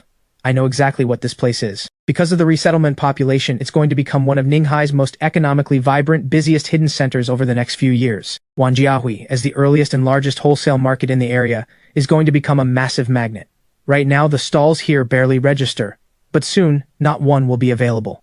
We're not talking about supporting 3 generations. This place will more than support the 3 of us for the rest of our lives. The car stops outside the market. Mia looks at the wide-open, nearly empty parking lot in the quiet entrance and murmurs with a small frown. Jason, are you sure about this place? Mr. Lu speaks sincerely. Little brother, I've got a few spots on Binjiang Road Pedestrian Street. Great locations. Let me set you up with one. I shake my head.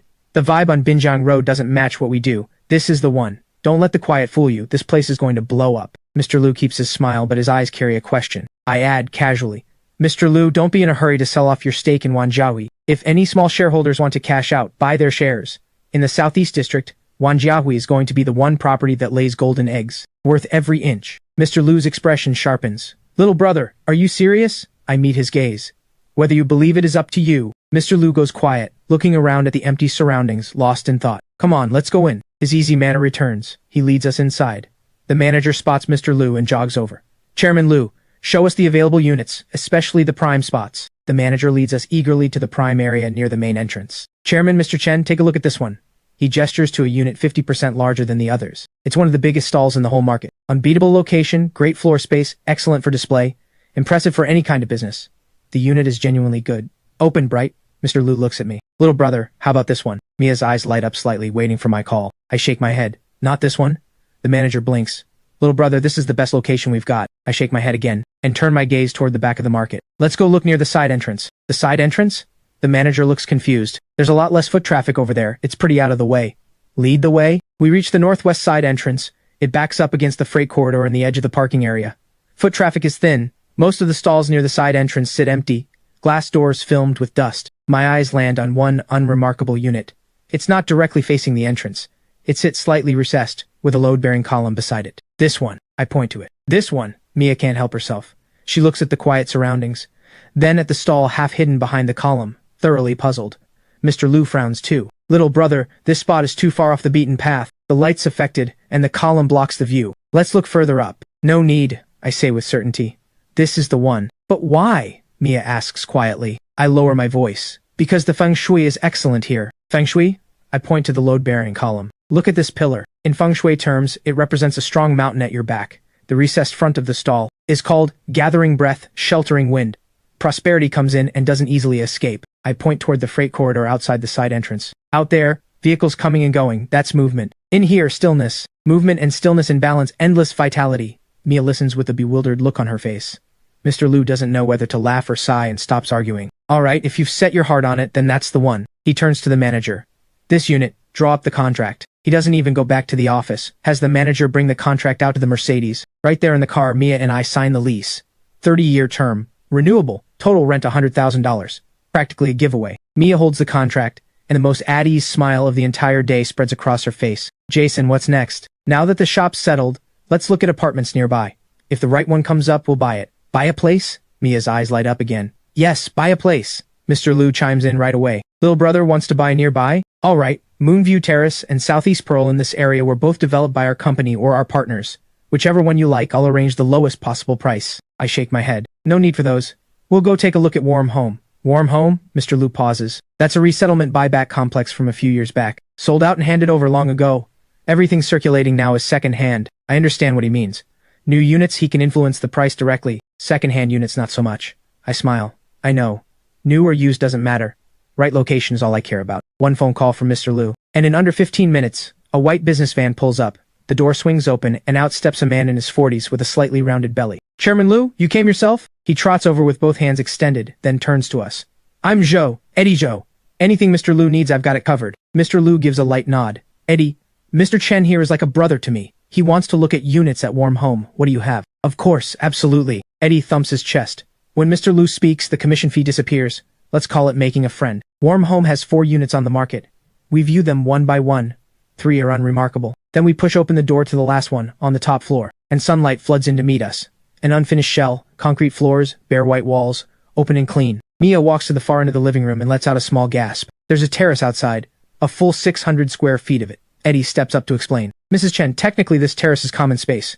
But look at the layout. Top floor, only 1 unit up here. Nobody else can get up here. Seal the door and this is essentially your private garden. Mia doesn't say a word. She just stands in the sunlight, gazing at the empty space. I walk over to her. If we enclose this, put a flower trellis over there with climbing roses, build a planter bed here with hydrangeas, a rattan table and 2 chairs in the southeast corner. Summer evenings we sit out here with tea and watermelon looking at the stars. Mia turns to look at me without saying anything. Her eyes are quietly turning red. The unit is around 1,200 square feet. Add the terrace, and usable space stretches to 1,800. I look at her. So, do you like it? She doesn't answer right away. She just turns back and stands there looking at it for a long while, then gives a quiet nod. Mr. Liu jumps right in. Little brother, this is the one. Don't worry about the renovation, I'll handle it. He waves a big hand. This complex was developed by our company. We still have the blueprints. I'll get someone to enclose the terrace. Put in a door from the living room, add a spiral staircase outside, glass dome on top. Got the materials sitting in storage. Might as well put them to good use. Mia asks, how much would all that cost? Mr. Liu laughs. Sis-in-law, don't mention money to me. It's just a little extra work on top of what we do anyway. He's made his decision about me, and he's deliberately building the relationship. I won't pretend otherwise. Deal. Thank you, Mr. Liu. Eddie is about to finalize this unit when I turn to him. Eddie, I'll take all 4. All what? Eddie blinks. Mia whips around, staring at me in disbelief. Mr. Liu is caught off guard too. Little brother, is the space not enough? I've got a villa over at Moonview Terrace, 3,000 square feet, just take it. No need. I wave it off with a smile. I genuinely love this location. I look out the window. Walking distance to Wanjiahui. The preschool is right next door. Perfect for Cherry's school run and easy for Mia to keep an eye on the shop. Mia pulls at my sleeve and lowers her voice. We don't need 4 units though, even if there's still over 3 million in the account. I take her hand in mine. Trust me, it won't be a loss. She opens her mouth then swallows what she was about to say. I turn to Eddie. Eddie, all 4. Draw up the contracts. All 4 units outright comes to just over 2 million. Over 1 million left in the account. Enough to start up the shop and keep things moving. The contracts go smoothly. The move goes even smoother. 1 phone call from Mr. Liu, and a small truck shows up in half an hour. 3 guys and everything's moved before noon. The top floor needs renovating, so we move into one of the 5th floor units in the meantime. The previous owner barely lived there. A quick clean, fresh curtains. And Mia sets the pothos vine she's been growing for years on the windowsill. Cherry kicks off her shoes and runs across the new floors, dashing from room to room. Like a little sparrow let loose. Mommy, is this room mine? Daddy, are we going to live here from now on? Mia sinks onto the sofa Mr. Liu sent over. He called it a warehouse sample, but it's brand new. Packaging film still on. She looks around, watching Cherry dash back and forth, a dazed look in her eyes. Yesterday she was still crammed into that dark, damp little apartment. This morning she was in a screaming match with her parents. Now she's sitting in a bright, spacious new home, a commercial unit in her name, 4 apartments with both our names on the deeds, and a top floor unit with a terrace waiting to become a garden in the sky. It's all happened so fast it feels like a dream. Sunlight pours through the window and catches in the slight shimmer of her eyes, breaking into tiny fragments of light. Watching her emotion, I think every cent of that 2 million was worth it. 2 million, 4 apartments. I know exactly how much this investment is going to be worth. In 1 more year, Ninghai's education landscape is about to be rocked to its foundations. A retired senior official from the capital, originally from Ninghai, is about to step down from an important position. He's been reserved his whole life, but this once he personally asked to leave a school on the land where he was born.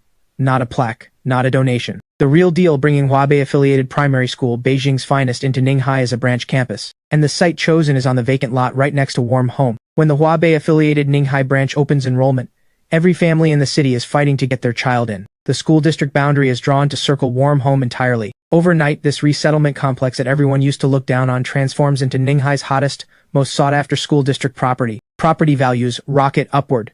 The old residents who received these apartments during the demolition find themselves suddenly wealthy a second time around. Some sell 1 unit and have enough for their son's down payment in Beijing. Others trade a home they've lived in for half their lives for a small fortune. For 2 years, all of Ninghai talks about Warm Home. Some people are envious, some consumed with jealousy, others bitter with regret for not buying in when they had the chance, some outright furious. Every kind of reaction you can imagine. Meanwhile, I'm sitting on 4 units. When the price peaks, I'll sell 3 at the right moment and keep 1 for ourselves. By that point, forget just getting by comfortably for life.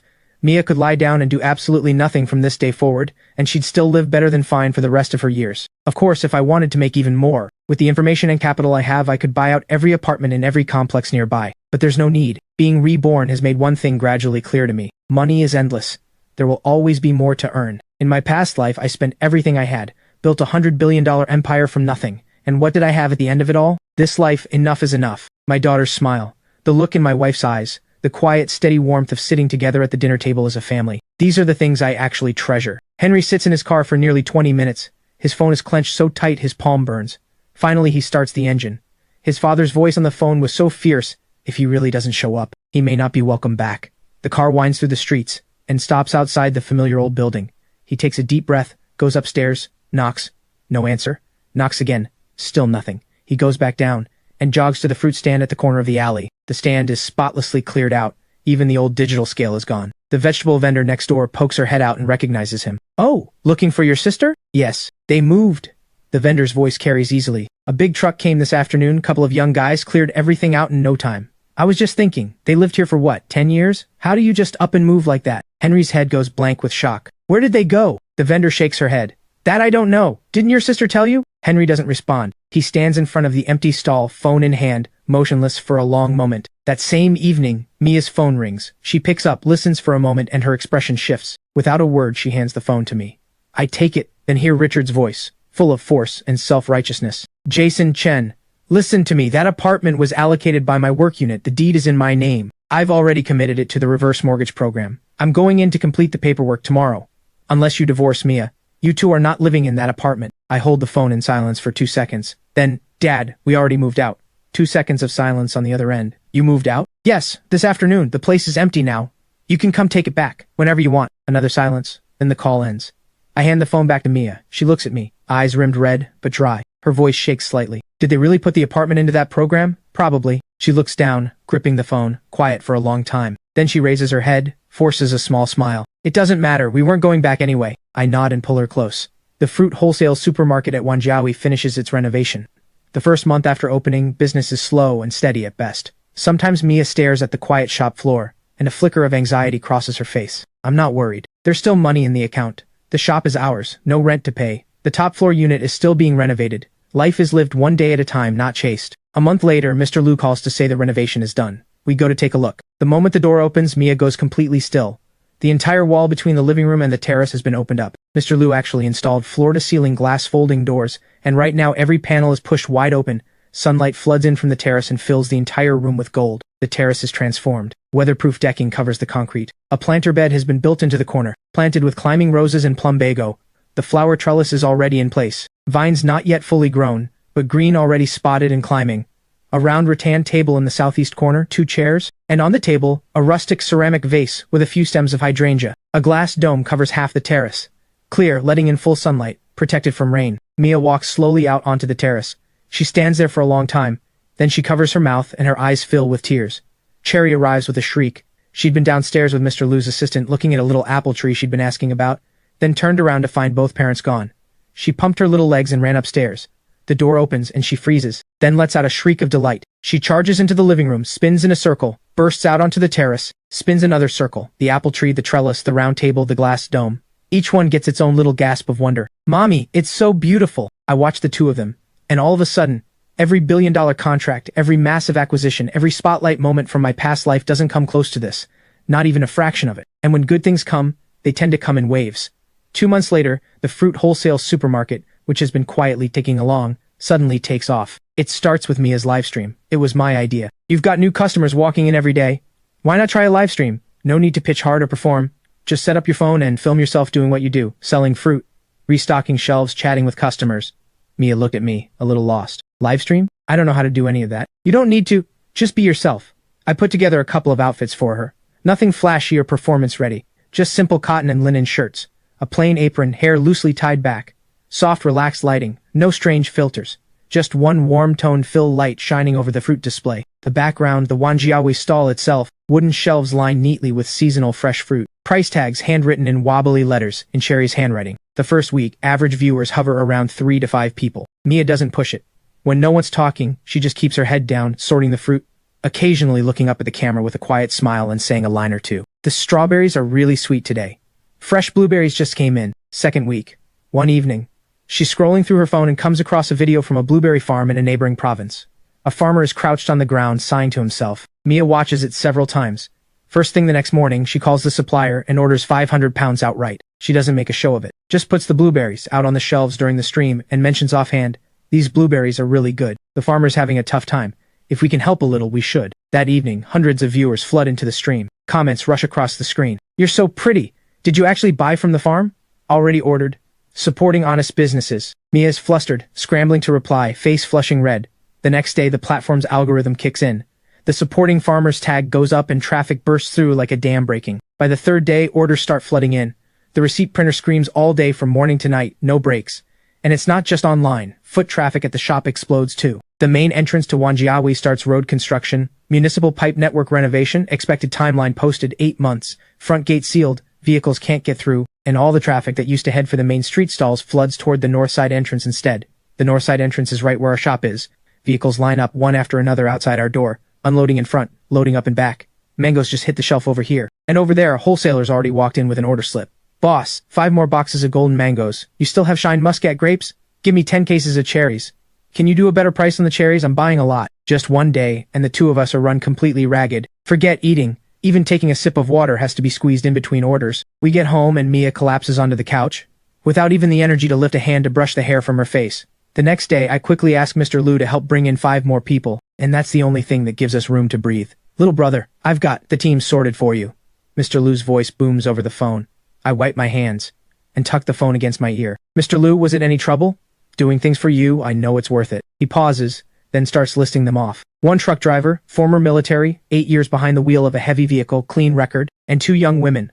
One studied e-commerce, worked at a content agency. She knows the ins and outs of live stream traffic. The other studied media, got a friendly face and a way with words. She can keep the stream lively. He lowers his voice. "Little brother, I'm genuinely in awe.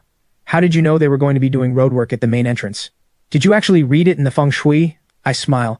"Mr. Liu, you're in real estate. You know better than I do whether feng shui means anything." Half a second of silence on the other end, then a burst of genuine laughter. True enough, true enough. Some things only work if you believe in them. Little brother, your instincts. I'm genuinely in awe." I don't bother explaining further. The main entrance roadwork, 8 months of underground pipe renovation. I did know about this in advance. In my past life, Wanjiawi went through the exact same thing, and for exactly this reason the North Gate became the main entry point. The quietest, most overlooked corner of the market got trampled into prime real estate by sheer volume of traffic. Back then, a feng shui master even came specifically to point at the pillar by the North Gate and declare it a dragon pillar that commands the water. The adjacent stall, he said, was reclining to shelter the wind. The story took on a life of its own. This time, I'm the one cashing in on that geography. But even I didn't fully anticipate that Mia's live stream would blow up the way it did. Beautiful, natural look, supporting farmers, domestic economy, consumer drive, rural revitalization. Mia happened to hit every single tag the platform wants to promote. Traffic floods toward her like a dam breaking open. Sometimes, in the rare, quiet moments, she'll sit beside a shelf and drift off in thought. "Jason, I ran the numbers again today. Last month, online and in-store combined came to 1.37 million.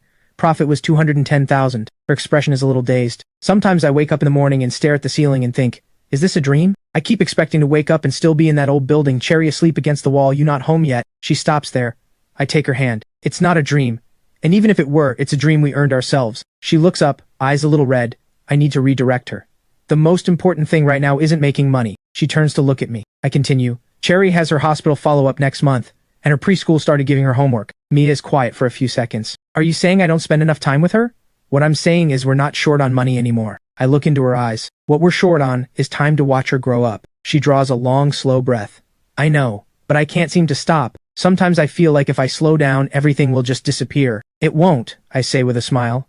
But she suddenly furrows her brow, her voice turning serious. "Cherry starts elementary school next year. The nearest public school around here is pretty average. The good ones in the city either require you to be in the right school district or charge a huge transfer fee. School district apartments in the city center, old and tiny, but they're going for 40 or 50,000 a square meter. Even a 600 square foot unit starts at 3 million. She's picking up speed as she talks, like something is pushing her from behind. No, I need to keep earning more. Watching her like this, I don't know whether to laugh or sigh. Don't worry, our daughter is a lucky one. The truly blessed don't have to scramble. She blinks, clearly not quite following. I don't rush to explain. The Huabei-affiliated school news isn't something I can share yet. The timing isn't right, but when that announcement goes public, half of Ninghai is going to lose its mind. The fruit wholesale supermarket keeps growing like a snowball rolling downhill. The company is officially registered now. The name was my idea, Dream Life Fruit.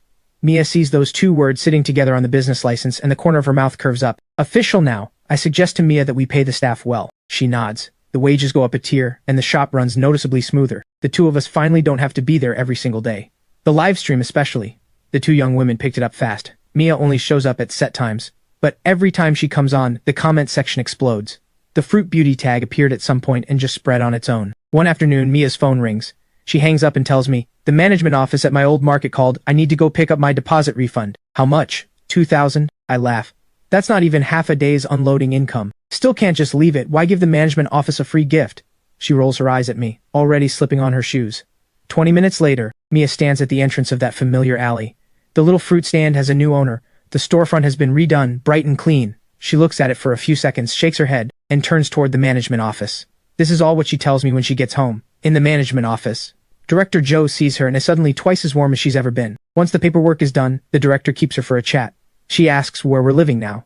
Mia says casually, near Wanjiawi, Warm Home Complex. Director Joe's eyes go round. Warm Home? You live at Warm Home? Mia blinks. What's the matter? The director doesn't answer, just turns around, flips through some files, and slaps a document down in front of her. It's a photocopy of an official document with a long title. Mia's eyes jump straight to a few key words. Huabei-affiliated primary school Ninghai branch campus. Site selection and school district boundaries.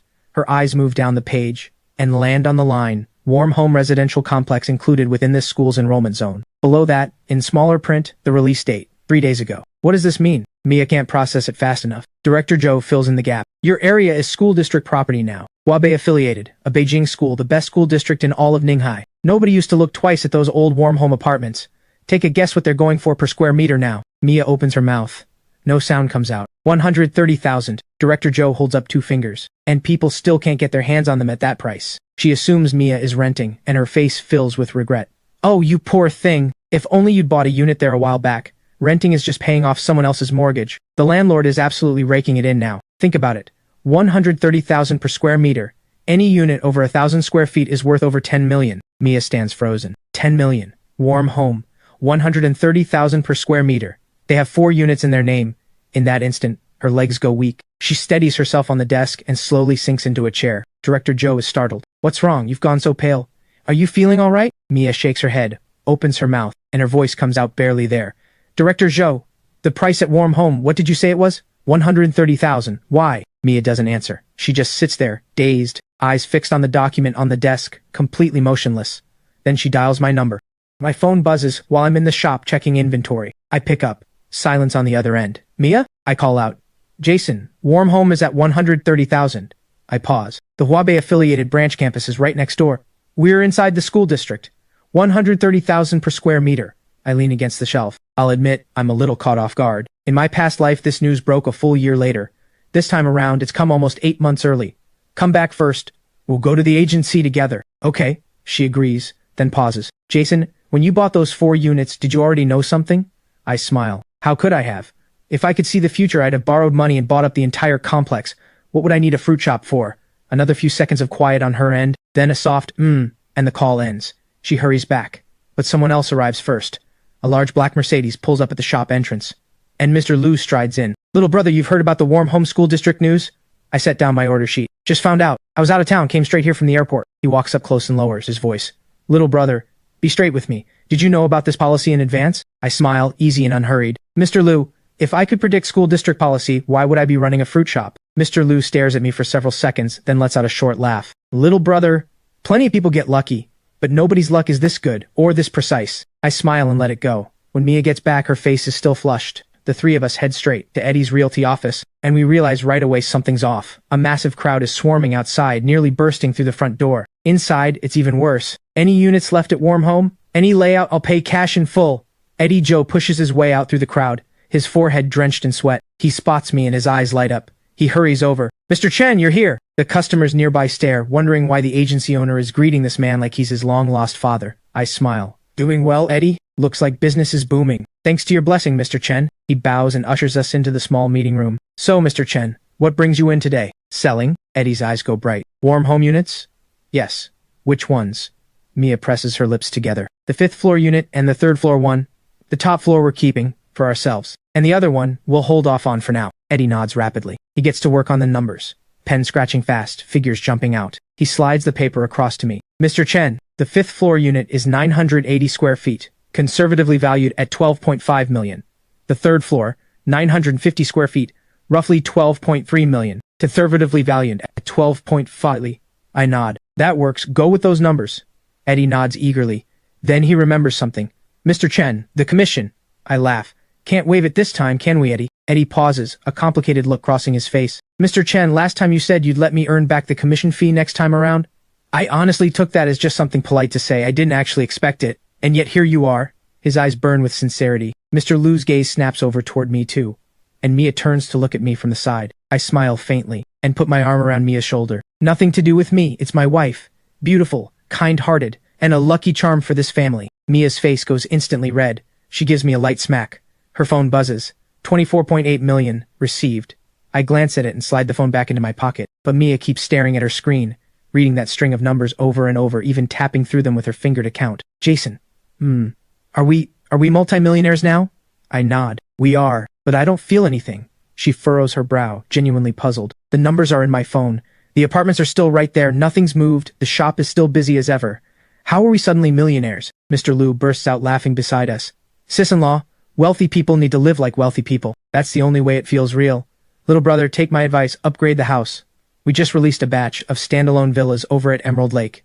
Beautiful surroundings, great privacy. Private garden, garage included. Let me put aside the best one for you. Call it my thank you. He means it sincerely, and I know his thinking too. After the warm homeschool district news broke, the properties he'd been holding and his Wanjiahui stake both shot up hard. This one wave brought him no less than developing 2 full residential projects. He wants to cement our friendship even more, but I shake my head. Mr. Liu, I appreciate the thought. But we're keeping the house. Mia nods firmly beside me. Exactly. I haven't had my fill of the sunroom on the top floor yet. The climbing roses on the terrace just bloomed. I go out every morning to check on them. It would break my heart to leave. The way she says it carries that particular kind of fondness only a girl in love with her own home can have. I look at her, and something in me grows more certain. In my past life, I lived in every kind of villa imaginable. Empty, oversized rooms where a single person walks around and the echo is louder than the footsteps. Right now, 3 of us crowded into the top floor of warm home, drinking tea under the glass dome and watching the stars. That beats any mansion. Mr. Liu sees us both shaking our heads and lets it go. He moves on immediately with a new idea. Fine, no new house. But what about a car? A car? Yes. A business like yours needs a proper car. When you're meeting clients, you can't exactly pick them up in the delivery truck. He pauses, then adds. And sis-in-law is a social media star now. Taking the bus, her followers would never let that slide. That last line gets Mia. She laughs and glances at me, and her expression softens. I think it over, then nod. All right. There's a car show next week. We'll go take a look. Half an hour later, we return to Wanjiahui. The car barely comes to a stop before I sense something's wrong. A crowd is gathered outside the shop. Not customers. Onlookers. Several men are blocking the entrance, hands on hips, cigarettes hanging from their mouths. Through the haze of smoke there's a clear air of menace. My stomach drops. I push the car door open and walk quickly over, pushing through the crowd until I can see inside. The live stream stand is knocked over. The phone screen is shattered. 2 or 3 of the neatly stacked fruit crates have been toppled. Mandarin oranges rolling across the floor. The 2 young women from our team are huddled in the corner, faces white. The spot where Mia usually sits for the live stream, now occupied by a middle-aged man. Buzz cut. Thick gold chain around his neck, legs crossed, rolling 2 walnuts in one hand. He looks me up and down through narrowed eyes without getting up. You the boss? I take in the shop with a quick sweep. My voice stays level. What can I do for you, gentlemen? The buzz-cut man makes a clicking sound with his tongue. He sets the walnuts on the table. Let me introduce myself. Name's Yong. Big Yong, East City. I run a business consultancy. Looking to expand lately, I've got my eye on this unit. He stands and walks over to me, looking me up and down. You've got a good spot here. North entrance, live stream operation. Business looks pretty hot. I don't respond. He continues. I'll make you an offer. 50,000. Take it. Find somewhere else to set up shop. This unit is mine. He pats my shoulder. Little brother, do me a favor. Move out today. I look down at where his hand landed, then look back up. Big Yong, right? This shop isn't for sale. Big Yong stares at me. Little brother, I don't think you heard me clearly. I said do me a favor. Are you going to take that or not? I give a cold smile. Just then, a car door opens behind me. Mr. Liu strides over. Who's causing trouble here? Big Young turns, his eyes narrow, then his face quickly arranges itself into a smile. Well, Chairman Liu, what brings you here? Is this little shop under your protection? Mr. Liu walks up and stands beside me. He lets out a cold laugh. My protection? I developed this entire Wanjiahui complex. Every unit here, I decide who gets it. He takes one step forward. Who exactly are you to come onto my property? Big Young's face shifts. His jaw tightens, but he swallows it. Chairman Liu, come now. I'm just here to do business, no need for bad blood. Business? Mr. Liu points at the toppled livestream stand and the fruit scattered across the floor. This is how you conduct business? Big Young lets out a dry laugh and says nothing. He turns to look at me, his expression cold and calculating. All right, little brother with Chairman Liu here today. I'll give you the courtesy. He moves toward the door and glances back. But you better think hard about whether someone can really watch your back forever. He waves a hand, and the men follow him, disappearing into the crowd. The shop goes quiet. The girls in the corner can't hold it in anymore and start crying. Mia rushes in from outside and grabs me. Are you okay? I'm fine. I pat her back, then look toward Mr. Liu at the door. Little brother, this Yang, he targets thriving shops. He keeps a crew of thugs on payroll. He backed off today as a favor to me, but he's not going to swallow this quietly.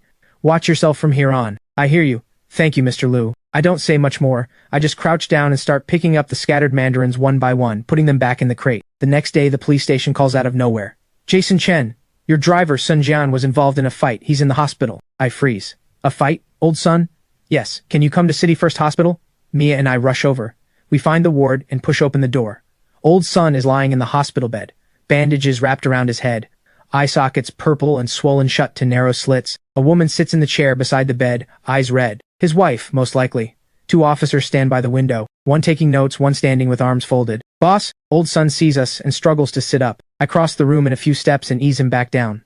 Don't move. What happened? Old son opens his mouth. Nothing comes out. His wife's tears spill over again, her voice breaking. Boss, my husband would never start trouble. He's not that kind of man. I know, I say. I look at old son. Take your time. Old son catches his breath and starts talking. Early that morning he went to pick up a load of dragon fruit, got it all loaded, and had barely pulled out of the market gate when a group of men burst from the side of the road, armed with clubs and rocks. No words, straight to smashing the truck. Someone climbed into the truck bed and started hurling the freshly loaded dragon fruit down, crate after crate hitting the ground.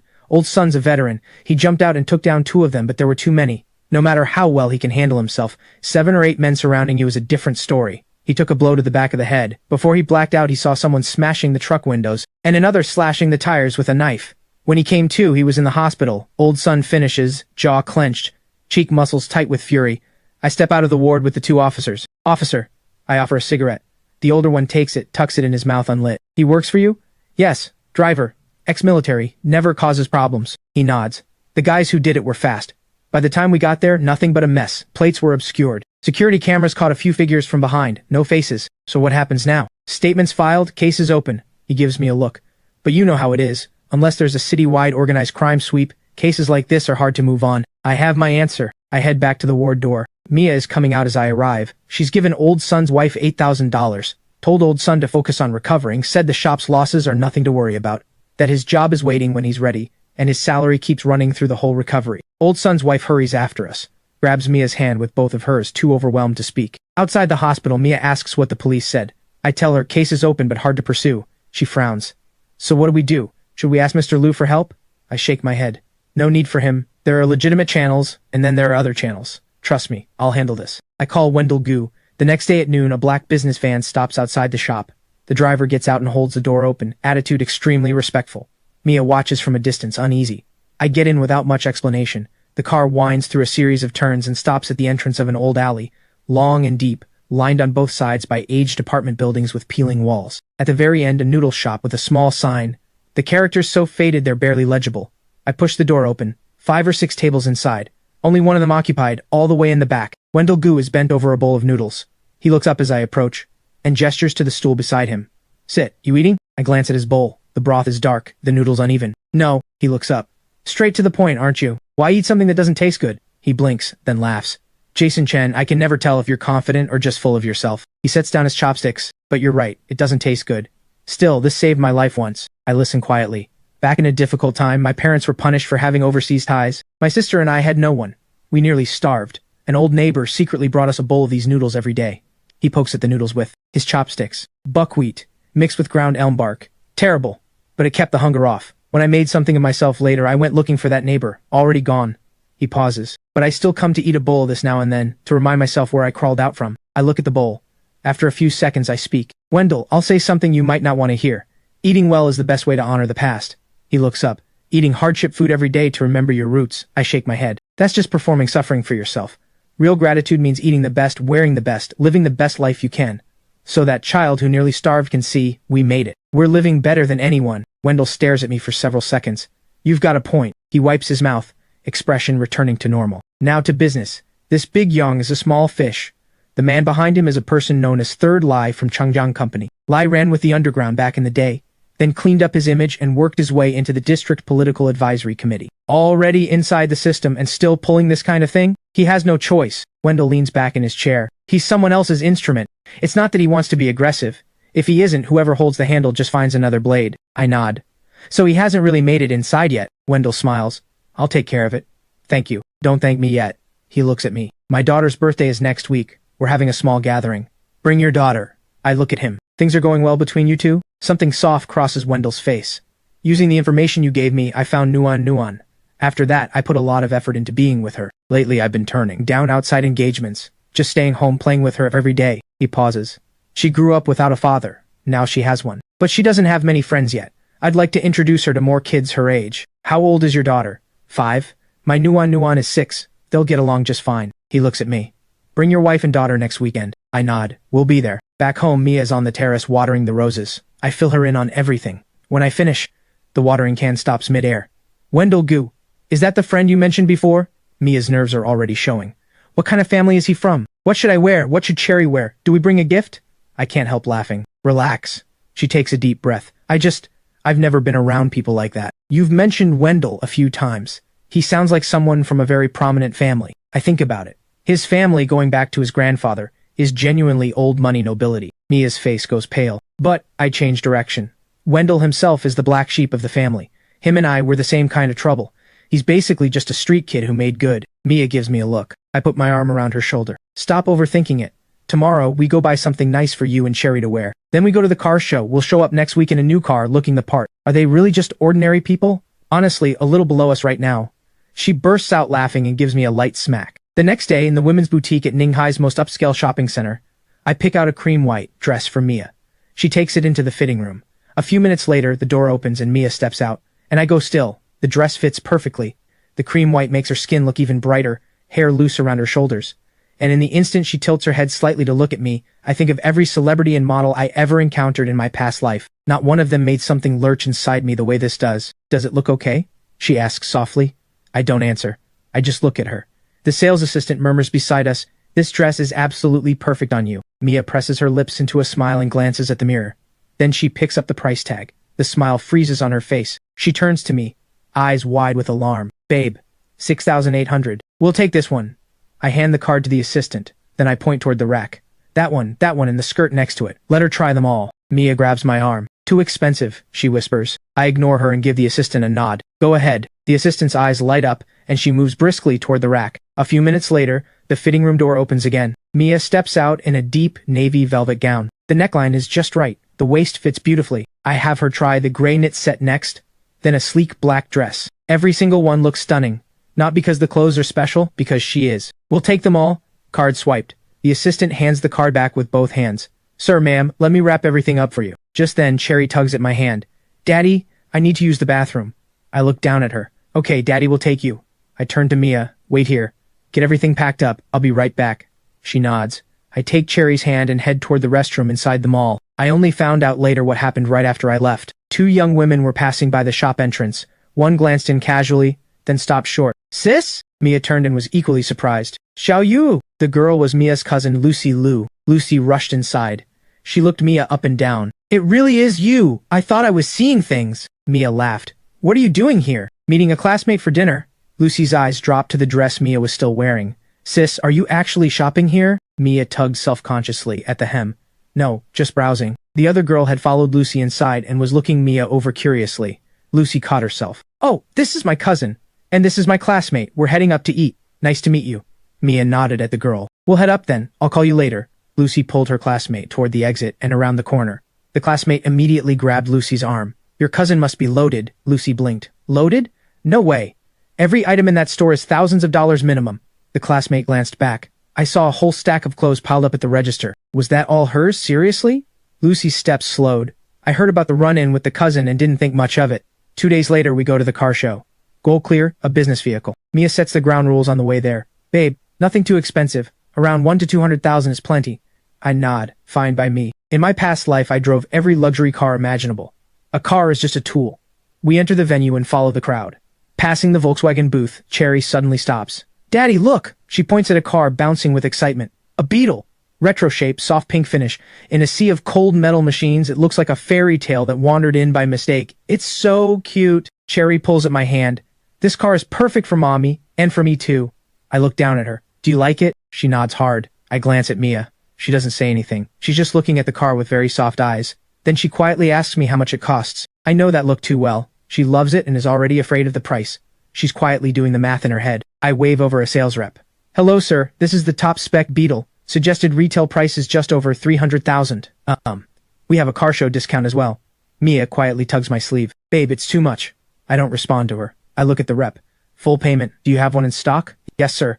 The display model can be taken today. Mia's grip on my sleeve tightens. Babe. I turn to her. It's rare that both you and Cherry love the same thing. She blinks, speechless. The sales rep watches, eyes full of quiet envy. Mia says, but how do we meet clients in a car like this?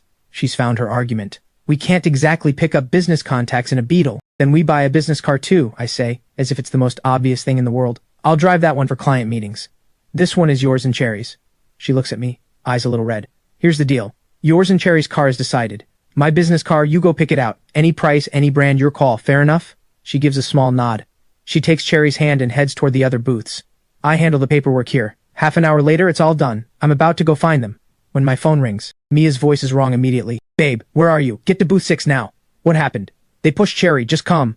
The last words carry both fury and panic. I hang up and head there at once. By the time I arrive, a crowd has formed. I push through and see Mia crouching down, holding Cherry tightly, glaring at someone across from her. Her face is red with anger.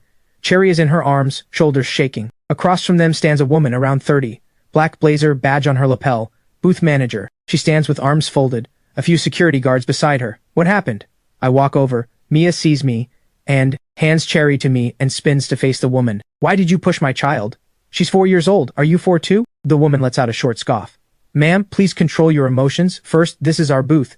We have every right to protect our display vehicles. Second, the barrier is right there. Your daughter went under it herself. Third, she holds up 3 fingers and waggles them. I merely put out my hand. She lost her balance and fell on her own. That has nothing to do with me. Your yelling is damaging our booth's image. I can have security escort you out. You. The woman cuts Mia off. What? If you feel wronged, you're welcome to file a complaint against booth 6. My name is Lin Na. I'll be waiting. Though I should warn you, we get complaints like this all the time. As she speaks, her eyes sweep over Mia and then land on Cherry in my arms. She lets out a light laugh. Kids fall down. It happens. Take her home and comfort her. There's no need to make a scene here. If you're looking to make a false claim, we have legal counsel. She smooths her blazer, voice dripping with arrogance. Besides, this is a premium booth. We serve high net worth clients. Naturally, different levels of wealth receive different levels of service. She leans in slightly, lowering her voice just enough that everyone around can still hear every word. If your assets met the bar, I'd kneel down and lick your shoes. The question is whether you qualify. After hearing that, I have a pretty clear picture of what happened. Cherry saw a large SUV and thought it looked right for her daddy. She wanted to take a closer look. The barrier rope was strung at adult height. The red rope was right above Cherry's head. She never even noticed it. Then this Lin Na shoved her and she fell. I take one step forward and pull Mia back gently, setting Cherry back into her arms. I look at Lin Na. My voice is calm. Manager Lin, was it? You just said different asset levels receive different service. I think that's a fair point. Lin Na's mouth twitches. She thinks I'm about to back down. I don't even look at her. I turn toward the other staff standing behind her, clearly unsure what to do. There are 5 cars lined up on display. Lin Na mentioned one has already been reserved. The other 4 are still available. I raise a hand and point at them. I'll take all 4. What? Lin Na freezes. So does the rest of the staff. I'll say it again, 4 vehicles, full payment, write it up. Nobody moves. What, you think I can't afford it? I reach into my pocket and set my bank card on the table beside me. Then I pull out the payment receipt from the Beetle purchase at the Volkswagen booth. I slap it down on the table. That's the receipt from Volkswagen. Feel free to check it. A young woman with a ponytail hesitates, then comes over and picks up the receipt.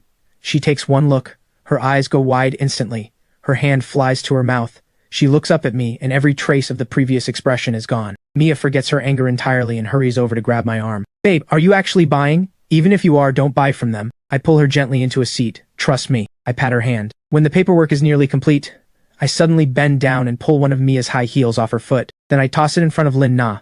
She stares down at the shoe on the ground. Her face turns a deep, ugly red. Manager Lin, I'm curious whether I've reached the bar for your high net worth client services. Her lips tremble. Nothing comes out. The crowd around us keeps growing. Some people are whispering. Others have their phones out filming. She still doesn't speak. I shake my head. Seems your company's service commitments leave a lot to be desired. I turn to the young woman with the ponytail who processed my order. I'm canceling all 4. The girl startles. Sir, Lin Na's face drains completely. During the car show, to push sales, the first couple of days offered unconditional cancellations. Later days only deduct a small deposit. In normal circumstances, nobody buys and then cancels on the spot. But right now, that policy has become the thing that ruins her. Just then, a familiar voice comes from behind the crowd. Little brother, what are you doing here? Mr. Liu pushes through crowd and strides in. I turn to him. Mr. Liu, what brings you here? Looking at cars. He walks up beside me and glances at the shoe on the ground, then at Lin Na frozen in place. What's going on? I give him the short version. Mr. Liu listens, expression darkening. He turns toward the lineup of cars, and his eyes settle on one of the SUVs. He pauses. That one. He pulls out his phone and scrolls through it. Then he holds it out to me. Is this the one? On the screen is a photo of the exact same SUV, same angle and everything. Little brother, that's the one I reserved. You put a deposit on it too? Yes, I was going to give it to you. He points at the car. Last time you said you didn't want a new house? So I figured I'd get you a decent car instead. I had someone set it aside. Delivery was supposed to be tomorrow. He turns to look at Lin Na. His eyes go cold. You pushed the child. Lin Na's face loses every last trace of color. Chairman Liu, I didn't know. Mr. Liu doesn't respond to her. He waves a hand. Cancel it. I don't want the car. He pulls out his phone and dials. Hello, old Zheng. That dark green SUV at booth 6, the one I reserved. Cancel it. Yes, right now. Lin Na stands completely frozen. A middle-aged man in a suit rushes over moments later. His forehead is drenched. Chairman Liu, what happened? Mr. Liu says, Director Zheng, your manager's quite something. My little niece just wanted to look at a car and got shoved to the ground. Director Zheng's face goes green.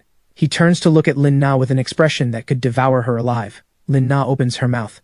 Director, save it. As of right now, you no longer work for this company. Lin Na's knees buckle and she sinks to the floor. We leave booth 6. That little unpleasantness is quickly behind me. Mr. Liu walks with us chatting as we go.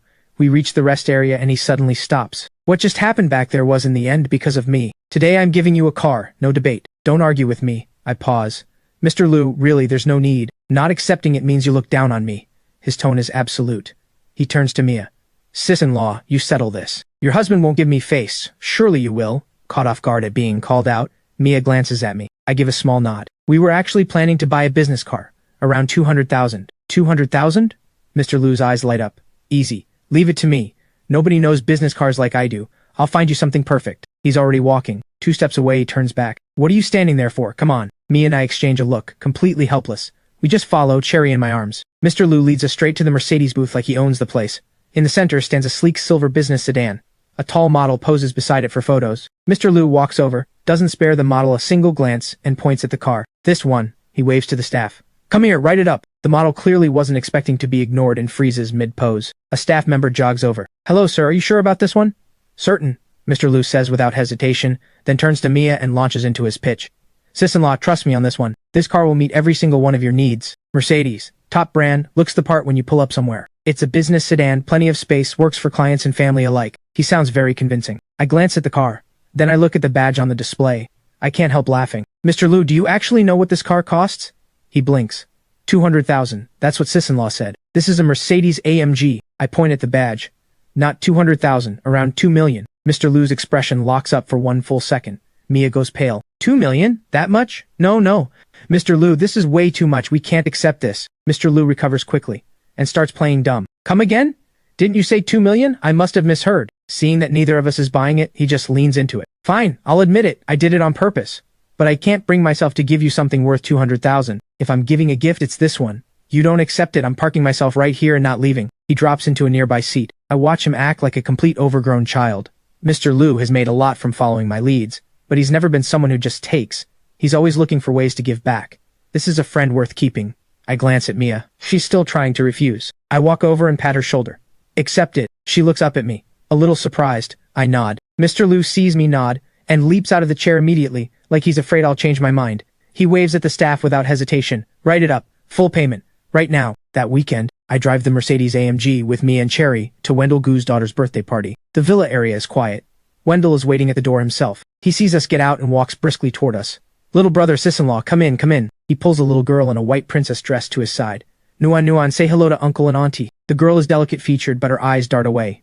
She murmurs shyly, hello uncle, hello auntie. Before anyone can say another word, Cherry's eyes light up. She walks straight over and takes Nuan Nuan's hand. Your name is Nuan Nuan? I'm Cherry. Come on, let's play. The two little girls run hand in hand into the yard, already whispering to each other. Nuan Nuan had hesitated for just a moment and looked back at Wendell. He smiled and nodded. She gave a soft little sound of agreement. Mia looks a little stiff beside me. She leans in and whispers, isn't Cherry being a bit rude? I smile. She's doing great, getting more and more outgoing. Wendell, meanwhile, is clapping his hands with delight. Wonderful, wonderful. Ever since Nuan Nuan came back to me, I felt she was too withdrawn. She stays to herself and doesn't like playing with other kids. Seeing her play with someone her own age like this is just wonderful. Mia hears this, and a flicker of curiosity crosses her eyes. She glances at me. I just smile faintly and don't ask anything more. That's his business. Wendell reads the room well. He speaks up himself. Little brother here already knows my story. The girl is found, but her mother still hasn't forgiven me. I nod and offer quiet reassurance. Take it slow. Some things can't be forced. Let it come naturally. At that he visibly brightens. Little brother, hearing you say that settles my heart. Mia stands beside me watching this exchange, and a trace of surprise passes through her eyes. She hadn't expected someone this successful to hang on my words the way he does. I'll go check on the kids. Mia heads into the yard. Wendell seizes the moment and pulls me aside. Little brother, come. Let's sit in the study. The study is on the second floor. I push the door open and stop short. An elderly man with white hair is sitting inside. He's sipping tea with unhurried ease. The elder of the Gu family. Wendell looks a little sheepish. It's mainly that my father wanted to meet you. We were afraid you wouldn't come, so we didn't mention it beforehand. I step forward. Good to meet you, sir. The elder sets down his cup and rises. He gives me a nod. Please sit. He pours a cup of tea himself and hands it to me with both hands. You helped bring my granddaughter back to me. This old man owes you at least a cup of tea. I accept it with both hands. You're too kind, sir. I wasn't without my own reasons for helping Wendell. The elder nods. I know. It was for your daughter. He gestures toward Wendell, just as he acted for his daughter. Good for both sides. He pauses, looking at me with sharp, steady eyes. Of course, this old man wanting to meet you isn't without purpose either. I understand immediately. I set down my cup. Please go ahead. He speaks slowly. My son tells me you have a rare gift for reading fortune and fate. I'd like to ask you to do a reading for me. When the elder of the Gu family asks, I have no way to decline. I know some things about the Gu family's situation.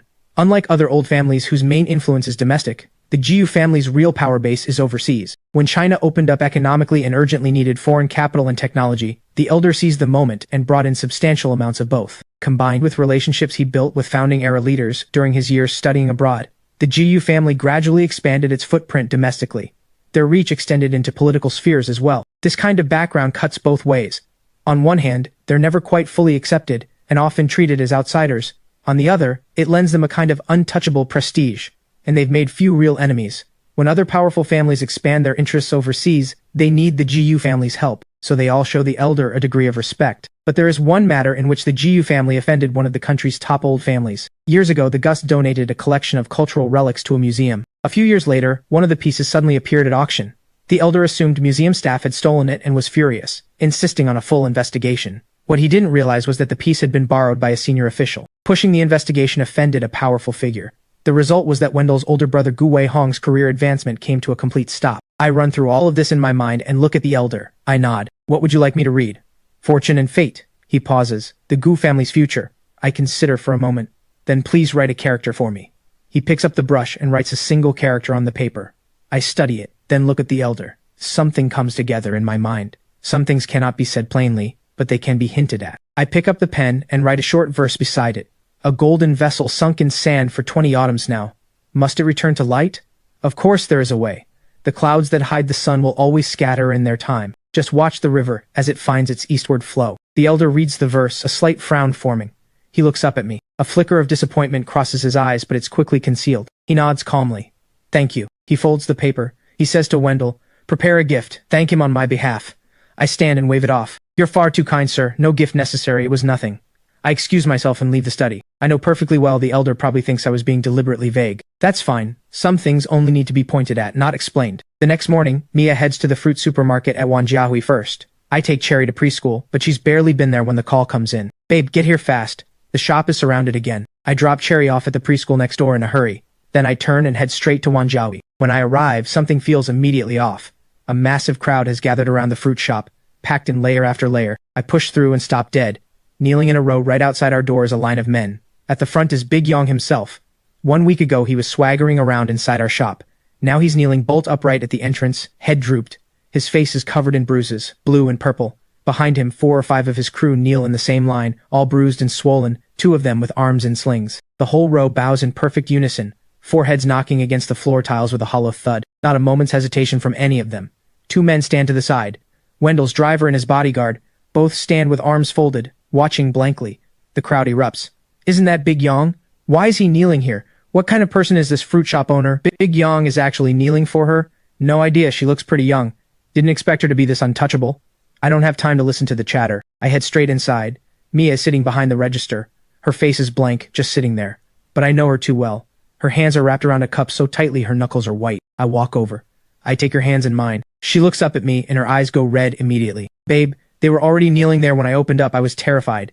I'm almost at a loss for words. Everyone out there thinks you're the tough one not to be messed with. And here you are, scared out of your mind inside. I pat her hand. Then I go find Wendell's driver. What's going on? He's very respectful. Mr. Chen, on the boss's orders. They're here to bow and beg forgiveness. Until you and your wife are satisfied. How many times have they bowed? We stopped counting. They keep going until you say stop. I nod and walk over to Big Yong, crouching down in front of him. Big Yong looks up at me, face drenched in sweat. The skin on his forehead has been worn raw. Blood and sweat running together down his face. Big Yong, we meet again. I look at him calmly. Your people smashed the truck, didn't they? Your people threw out the dragon fruit? Your people beat up our driver too. So what do you think we should do about that? Maybe I leave you with one hand. His face goes white instantly. He starts bowing again. Boss, I was wrong. I failed to recognize who I was dealing with. I'll pay for everything. Name it. With money? Yes. The truck, the fruit, medical bills, I'll pay double. Triple if you want. I wave it off. Keep your money. Are there any other vendors in this market still paying you protection fees? He opens his mouth. Yes or no? Yes. Refund every single one. And from now on, none of your people set foot in this market again. Understood? He nods frantically. Understood. I'll refund them right now. If any of my people ever enter Wanjiawi again, I'll cut my own hand off. I stand up and don't look at him again. The crowd suddenly erupts in cheering. Did you hear that? No more protection fees. The shop owner's wife is incredible. She drove them all out for us. More than incredible. Nobody's touched Big Yong in years. I'm only buying fruit from this shop from now on, the one with that owner. I'm standing right here, completely baffled. I was the one who just handled this. I was the one who got the refunds. I was the one who drove them out. And somehow every single person out here is thanking the shop owner's wife? I glance back at Mia. She's still sitting behind the register. The shock still hasn't fully left her face. Fine, let her be the boss's wife. At the end of the day, the boss's wife still comes home to the boss. Wendell handled the Big Yong situation faster than I expected. I decide to give him one more nudge. The call connects. I thank him first. Wendell, thank you for the Big Yong matter. Nothing to it, Wendell says. I had a word with Third Lie. He won't make another move. I pause. Actually, one more thing. About the reading I did for your father. I never went into detail. Since it involves cultural relics, I didn't want to say too much. Some things are better left unsaid, but peace of mind brings its own blessings. There are things in life that shouldn't be held onto too tightly. Wendell is quiet for 2 seconds. I understand. I'll talk to my father. The call ends. That's enough said. What the GU family chooses to do from here is none of my business. At noon in the shop, a few of us sit around a small table eating takeout boxes. Luo is shoveling rice and scrolling her phone at the same time when she suddenly lets out a gasp. My neighborhood is getting demolished. She's the girl we hired to help Mia with the live stream. A Ninghai local, media studies background, always cheerful and full of energy. Always chattering about something. What demolition? Look, the news alert. She hands me the phone. I take it. The headline is big. Southwest Old City renovation launches. Riverside Business District. Expansion. The content matches exactly what I said at Mr. Liu's dinner table. Old City demolition, Riverside expansion. Every single call I made. I hand the phone back and keep eating. Out of the corner of my eye, I see Mia watching me. She doesn't say anything. But I know that look. She's remembering that night too. I catch her gaze and wink. She blinks, then presses her lips together in a smile, and looks back down at her food. Just then, the screech of hard brakes outside the shop. A large black Mercedes stops right at the entrance. The door flies open and Mr. Liu practically leaps out. Little brother! Little brother! He strides in at full speed. His forehead is already sweating. Mr. Liu, what's wrong? This time I need your help. He drops into the seat across from me. You saw the news about the Southwest District plan? Just saw it. It all came true. He slaps the table. Every word you said that night. The new mayor's first move is exactly what you said. Old City renovation and the Riverside expansion. He draws a deep breath. Little brother, the pressure on me right now is enormous. I tap the table. You called it right and you're still stressed?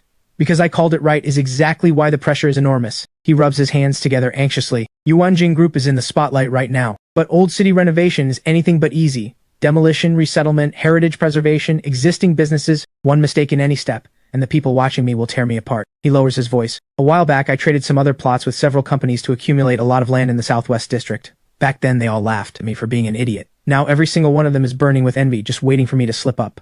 I listen without responding. The new mayor has already reached out to me. Mr. Liu continues. Mayor Wen asked me for a detailed plan. I told him I'd have something that satisfies him as soon as possible. He leans forward. Little brother, this time you have to help me, no matter what. I tap the table. Mr. Liu, your company has so many senior executives, plenty of capable people. Something like this requires mobilizing the whole company. It wouldn't be right for me to step in as an outsider. What's not right about it? Come be our CEO. 10 million a year, what do you say? I shake my head. I'm used to doing things my own way. I can't function as a CEO.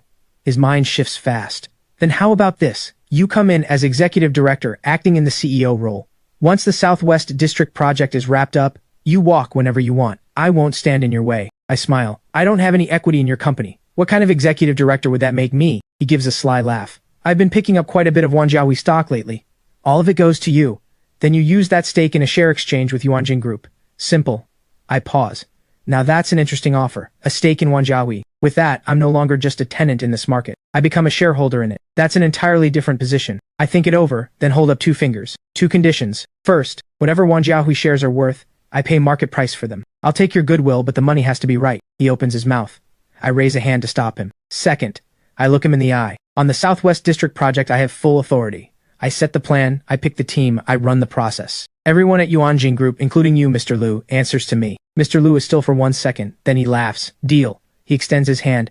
Little brother, it's settled. 3 days, and all the share exchange paperwork is completed. 4 days in, at an emergency shareholders meeting, Mia and I officially become new shareholders of Yuanjing Group. Her stake is small, but a shareholder is a shareholder. That morning before we leave, she stands in front of the mirror for nearly 20 minutes. Deep navy business suit, hair pinned up, the nape of her neck pale and elegant.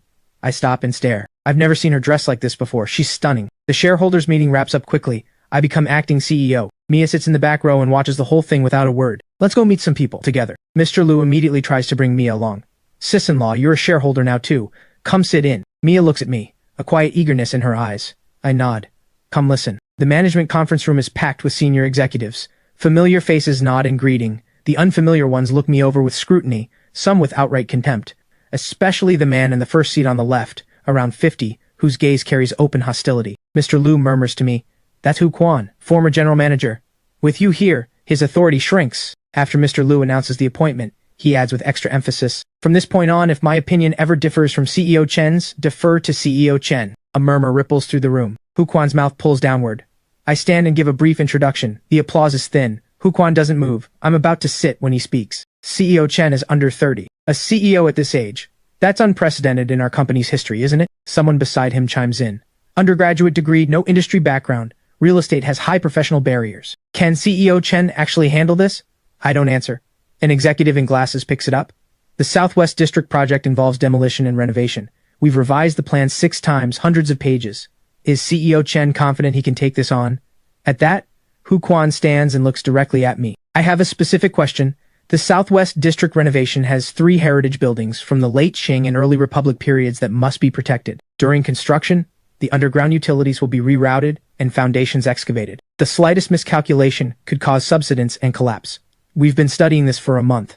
Does CEO Chen have a solution? Every person in the room looks at me. Mia quietly tightens her fingers. She can hear this for what it is, a test of authority. If I can't answer, nobody in this room will respect me. I look down at the plans on the table. The 3 heritage buildings are clearly marked.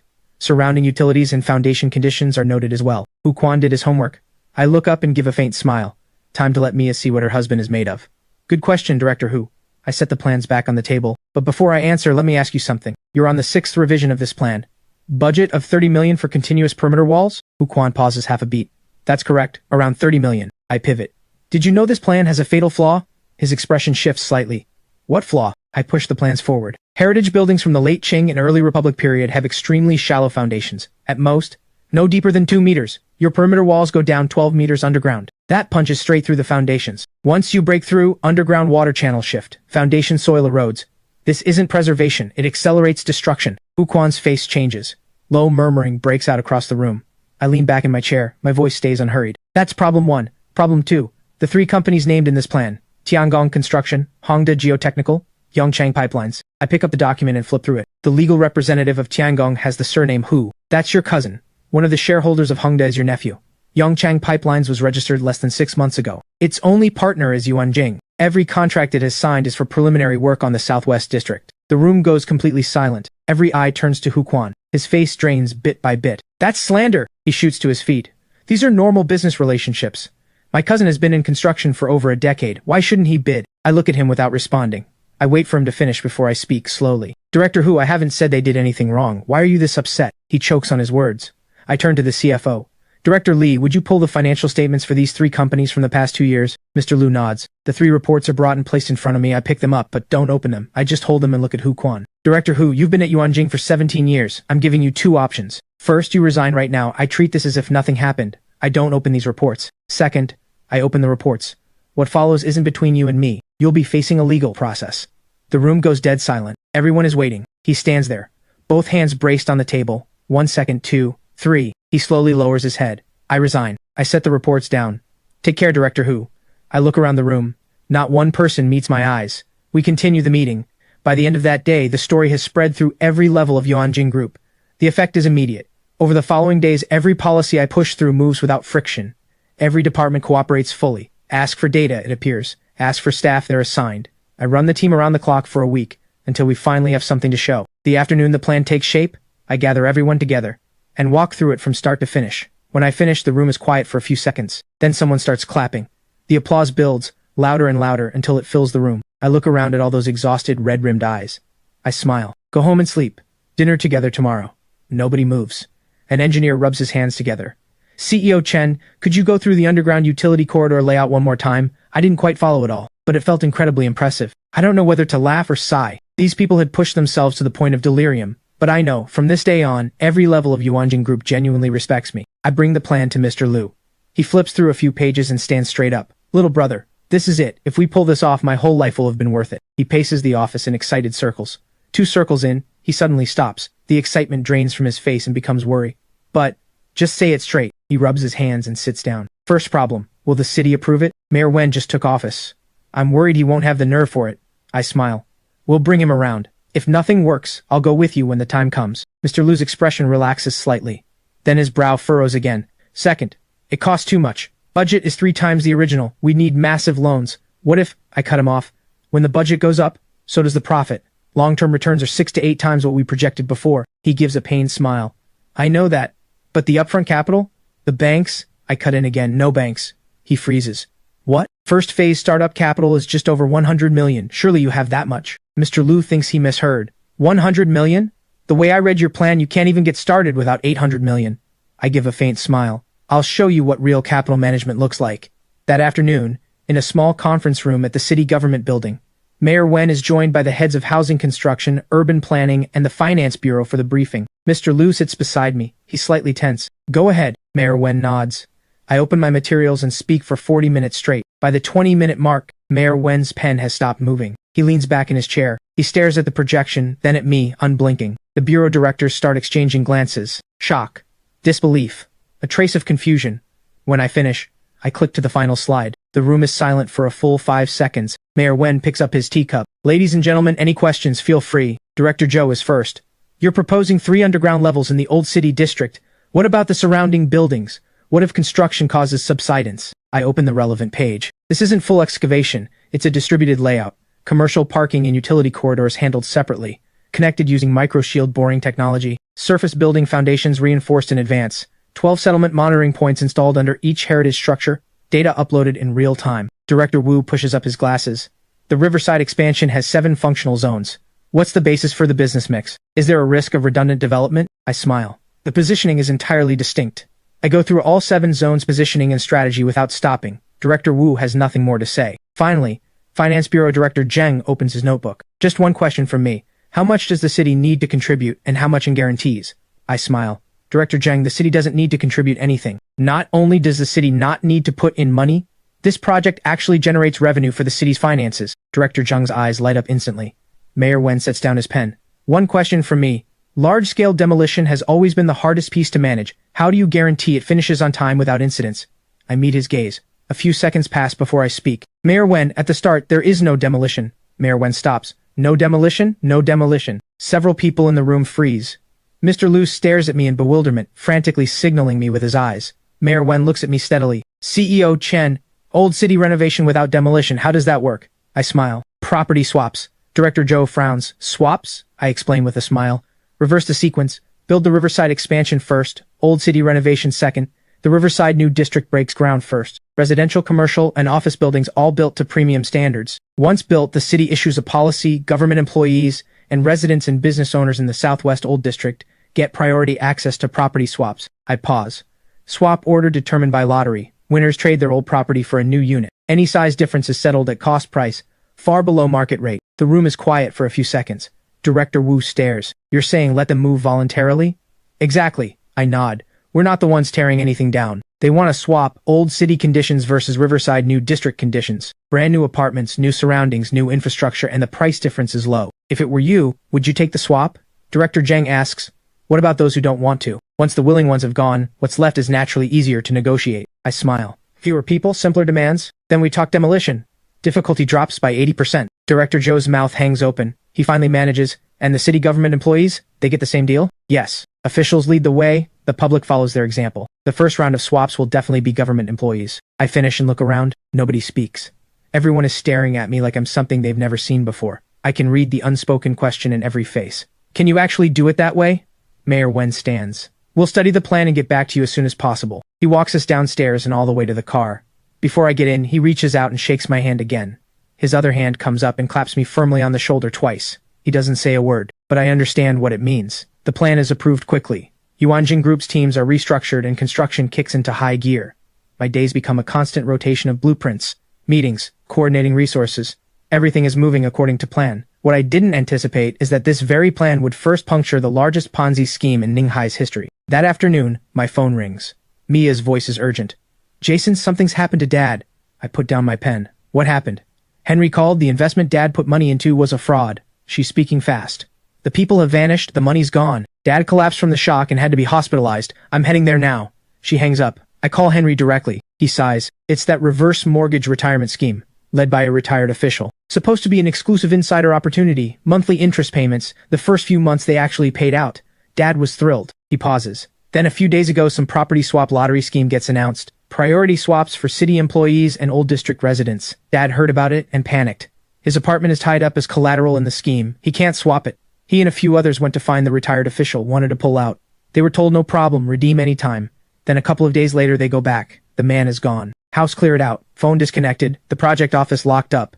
Henry's voice cracks. Everyone is panicking. A crowd is gathered at the site demanding police action. You know Dad's temperament. The moment he heard the money was gone, he collapsed on the spot. I'm quiet for 2 seconds. Got it. I'm on my way. I hang up and lean back in my chair, rubbing the bridge of my nose. How did this happen? The plan I presented to Mayor Wen's team. Once the news of priority property swaps for city employees and Southwest Old District residents got out, the response was beyond anything expected. Originally a benefit for city employees, now extended to Old District residents and business owners. These people aren't fools. Of course they want in.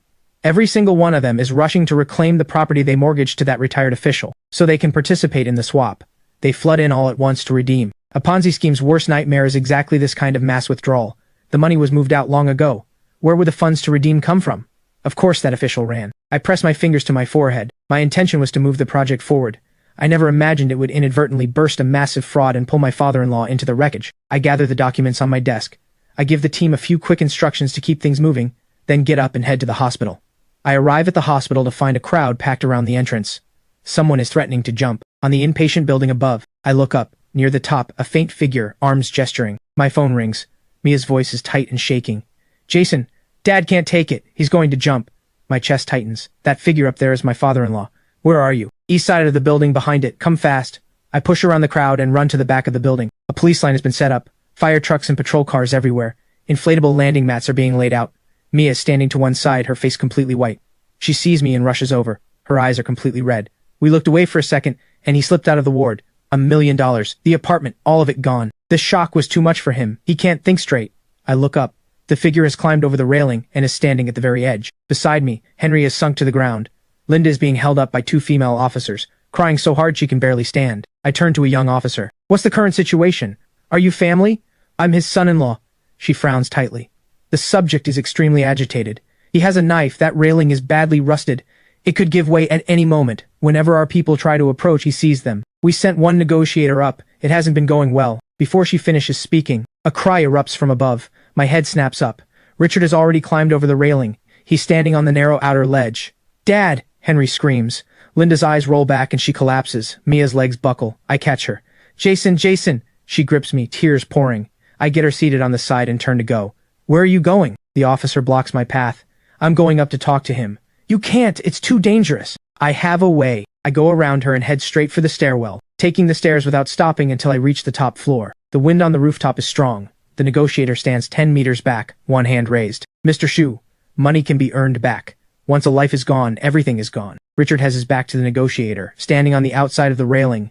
He waves a knife. "Don't come any closer, one more step and I jump." I walk over and tap the negotiator on the shoulder. "I'm family. Let me." He hesitates, then slowly steps back. I move forward 2 paces. I stop. "Dad!" Richard's body jerks. He slowly turns his head. When he sees it's me, the veins in his eyes go even redder. "You came to watch me make a fool of myself. I came to watch you jump." He freezes. "Aren't you going to jump?" I take one more step forward. "I'll stand right here and watch."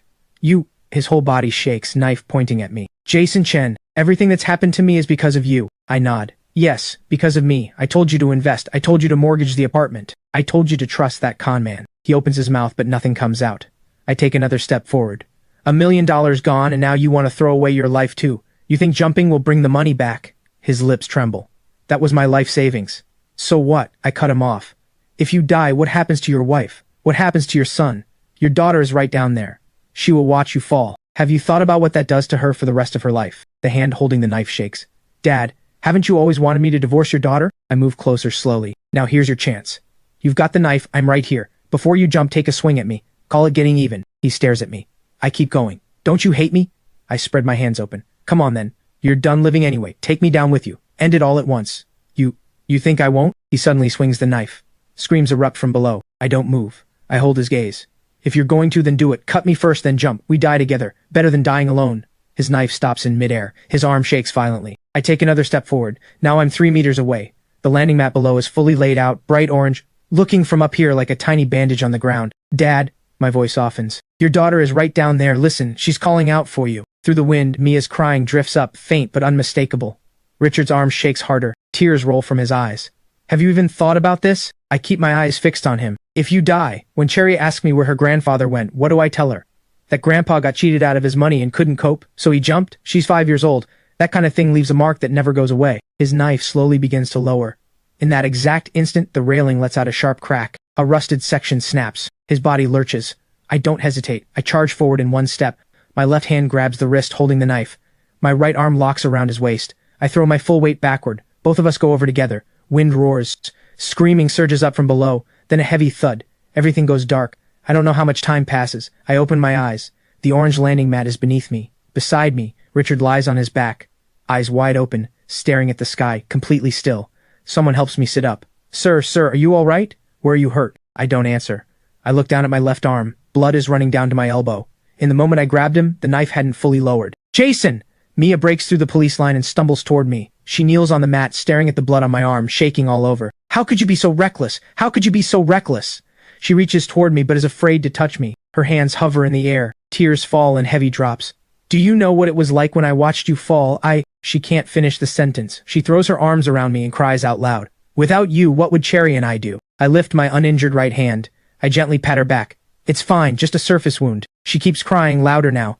Medical staff rush over. They press me onto a stretcher. Before I'm carried away, I look back. Richard is being helped into a sitting position. Every ounce of strength has left his body. He stares blankly in this direction. He's not looking at me. He's looking at his daughter, kneeling on the mat, holding me, crying herself apart. In the emergency surgical room, the doctor opens the wound with forceps and examines it. "You're lucky. No tendon damage. 7 or 8 stitches. Rest for 2 weeks. Mia stands beside me, eyes still red. Each time the needle passes through skin, her hand gives a small tremble. "Does it hurt?" "No. Once it's sutured and bandaged, I flex my arm. It's fine." Mia still hasn't moved from her spot. She stays until Henry comes in. "Mia, Mom's asking for you." Mia glances at me. "Go ahead," I say. "I'll be right here." She leaves. Henry sits down across from me. "So, Jason, today, thank you." I wave it off. He's quiet for a few seconds, then asks, "Where are you two living now?" "Warm home." He scoffs. "Warm home? Sure, okay. I'd sooner believe you live in a park. He stops mid-sentence. His gaze drops to the bandaging on my arm and he swallows the rest of what he was going to say. I look at him. She married who she married. If your sister is happy living wherever I live, what business is it of yours? He chokes on that. He gets up and walks to the door, then turns back. Mom asked me to tell you, the apartment is gone now. The money too. Even if you wanted to go back, there's nothing to go back to. Take care of yourselves. I nod. We moved out and we won't be going back. Tell your parents the Ponzi scheme has collapsed. The money is probably gone for good, but the apartment isn't going anywhere. Once the case is resolved, they should get it back. I go home and rest for half a day. The next day I'm back at the office as usual. That afternoon a project progress meeting. Everything is moving as planned. After the meeting, Mr. Liu pulls me into his office. Little brother, it's time to think about the first phase funding. What we can mobilize right now is just over 200 million. Based on your plan, the first phase needs 8 to 10 million. Should we go to the banks for a loan? If so, it would help to have the mayor put in a word with them. I shake my head. No need. I pull a piece of paper from my bag and push it across to him. Open me an account, domestic and international futures trading. His eyes go wide. Futures trading? You know how risky that is? What if you lose everything? I say with certainty. Trust me, we won't lose. Get the account set up and let me know. Everything else, you handle as you see fit. 3 days later, all the accounts are set up. For the next week, I practically live at the office. Daytime is for project work. Evenings are for watching the international markets. Sometimes I'm still watching at 3 or 4 in the morning. Mia is beside herself with worry. The first evening she shows up carrying a thermos pot. She pushes open the door and finds me staring at screens. She sets the pot on the desk. Drink the pork rib soup first, then you can get back to it. I look up at her. Behind her, a tiny head pokes out. Daddy, Mommy said you're hurt and you're still working. I came to keep an eye on you. Cherry runs over and squeezes in beside me. I laugh. All right, keep watch then. Mia sits down nearby. She frowns at the tangle of colored lines on the screen. Can anyone actually read the stuff? I smile. Your husband is a man of many talents. That evening, they stay until 10:30. After that, they come every day. Something different in the thermos pot every single time. Mr. Liu stops going home to sleep too. He has a room next door cleared out. At night he sits with me, watching the markets. When he can't follow what's happening, he just sits. Every so often he asks, any movement? Not yet, I say. He keeps waiting. On the third evening he calls in the office manager. He sets up 2 shift rotations. Triple pay for the night shift. Making sure everything on my end is covered. 20 minutes later, coffee and refreshments are brought in. Mr. Liu leans back on the couch and mutters, I'm the chairman and I've never been treated this well. I keep my eyes on the screen and say nothing. The CFO, Director Lee, had come to find me specifically about this. He spoke earnestly. CEO Chen, 200 million is not a small number. High leverage, high volatility. One wrong move, and the entire principal could be wiped out overnight. The company is in the middle of the Southwest District project. If this capital takes a loss, project timelines get hit. Bank credit lines become a problem. He had every valid point. I smiled. Director Lee, I know all of this, but you don't understand how I operate. Just watch. Mr. Liu was quiet for a few seconds, then he waved a hand. Do it the way CEO Chen says. Director Lee drew a long breath. He nodded and walked out. On the 6th evening, the lines on the screen start moving. I fix my eyes on the figures. My fingers tap quietly on the keyboard. Mr. Liu leans over. Is it starting? Getting close. He nods. After all these days of waiting, it's finally coming. The market starts to move. I watch the screen. I start typing. Mr. Liu leans in. How's it looking? Easy, I say. I open the trading interface. I start placing short positions. 10 million, 20 million, 50 million, spread across batches. He watches the numbers jumping. His throat moves as he swallows. The first day, no drop. The second day, a rebound. The short positions are showing unrealized losses. He can't sit still. He paces the room in circles. The atmosphere is suffocating. The third evening, I'm watching the market. Mr. Liu is on the couch with his eyes shut. The door opens. A young woman comes in carrying a tray. Coffee and snacks arranged neatly. Mr. Liu startles awake. He glances at her. New here? Yes, just started in admin. My name is Xu Win. Mr. Liu pauses. Win, the character for winning. Now that's a name. I can't help smiling. When people are under pressure, they'll find meaning in anything. I say, Xu Win. Starting right now, you're my assistant. She's stunned for a moment, but she recovers quickly. Yes, CEO Chen. I won't let you down. Another day passes. Finally, the market moves. The candlestick bar turns downward. A single red bar swallows all 3 days of gains. The unrealized losses start shrinking. Mr. Liu stares at the screen. He's afraid to blink. Evening close. Account roughly flat. He lets out a long, slow breath. He collapses onto the couch. Little brother, my heart can't take much more of this. We haven't even started yet, I say. He sits bolt upright. This isn't even the start? I nod. The next morning, the regular company meeting. Department heads report their progress. Finally, materials procurement comes up. The construction manager stands. Phase 2 is about to break ground. We need to pre-order steel and cement now. Prices are still reasonable right now. In another 2 weeks they could go up. Mr. Liu looks at me. I shake my head. Wait 3 more days. The construction manager gets tense. CEO Chen, delays to the schedule mean added costs. If materials go up, labor follows right behind. I said wait 3 days. He opens his mouth. He looks at Mr. Lu. Mr. Lu waves a hand. Do what CEO Chen says. Meeting's over. That evening, the market is flat and quiet. Narrow, listless movement. Nothing happening. Mr. Lu sinks into the couch. His eyelids grow heavier and heavier. Finally, he's fully asleep. I keep watching the screen, a little drowsy myself. The door opens quietly. Win comes in with a tray. In the exact instant the door opens, the numbers on the screen suddenly lurch. A large red candle crashes straight through the support level. My eyes light up. Here it is. I can't help glancing at Win. This girl is somehow good luck. The moment she opens the door, the market moves. Mr. Lu jolts awake. He rubs his eyes and sits. What happened? Come and see. He springs off the couch like he's been jolted with electricity. He shoots over to the computer. The numbers on screen are going wild. Red bar after red bar hammering downward. The account balance starts doubling. 200 million becomes 400 million. 400 million becomes 500 million. Mr. Lu's eyes go wide. His mouth hangs open. Not a single word comes out. He reaches for the coffee beside him on instinct. He takes a sip. It's scalding. He winces. But his eyes never leave the screen. His voice shakes. Little brother, should we close the positions? This seems like enough, doesn't it? What's the rush? I open the trading interface. We're not closing. We're adding to the position. His face twitches. Still adding? 200 million already became 500 million. I'm more than satisfied. I click the mouse a few times. I add another 20% to the position. He watches me do it. His hands are shaking. The day closes. Profits pull back slightly. 450 million remaining. But the position is heavier now. I take out my phone. I message Mia. Transfer the 20 million from my account to the futures account. She replies quickly. Done. Be careful. I smile. I set the phone aside. The next day, Mr. Lu is distracted and restless all day long. He barely makes it to 10 at night. The session hasn't even opened. But the pre-market is already moving. During the auction phase, the price gaps sharply lower at open, then keeps falling. Mr. Lu stares at the screen. He looks like he's been nailed to his chair. He doesn't move at all. I open the account. Profit 1.7 billion. He swallows. Little brother, still not closing? Not yet. To what then? I look at the screen. Until it goes negative. His legs go weak. He nearly slides off his chair. One hand grabs the table. He steadies himself. Negative? Little brother, are you serious? Completely serious. He holds the edge of the table. He slowly sits back down. He doesn't say another word. He just stares at the screen. In the early hours, the price approaches zero. I start closing positions in batches. I close out a portion of the shorts, locking in profits. The rest, I hold for the final move. At 3:17 in the morning, the price hits zero. Mr. Lu shoots to his feet. My fingers fly across the keyboard. The last batch of short positions closes. The number on screen locks in, 2.3 billion. Mr. Lu drops back into his chair. He breathes in loud, heavy gulps. I open the other account. Mia's 20 million has become over 300 million. It's not over. At 320, the price keeps falling. It finally settles at negative $37.63. Mr. Lu stares at that number. He slowly turns to look at me. His eyes are the eyes of someone looking at something not quite human. Little brother, can I bow down to you right now? I laugh. He stares blankly. 2.3 billion, my God. He suddenly sits up straight. He grabs my arm. Little brother, what are we doing messing around in real estate?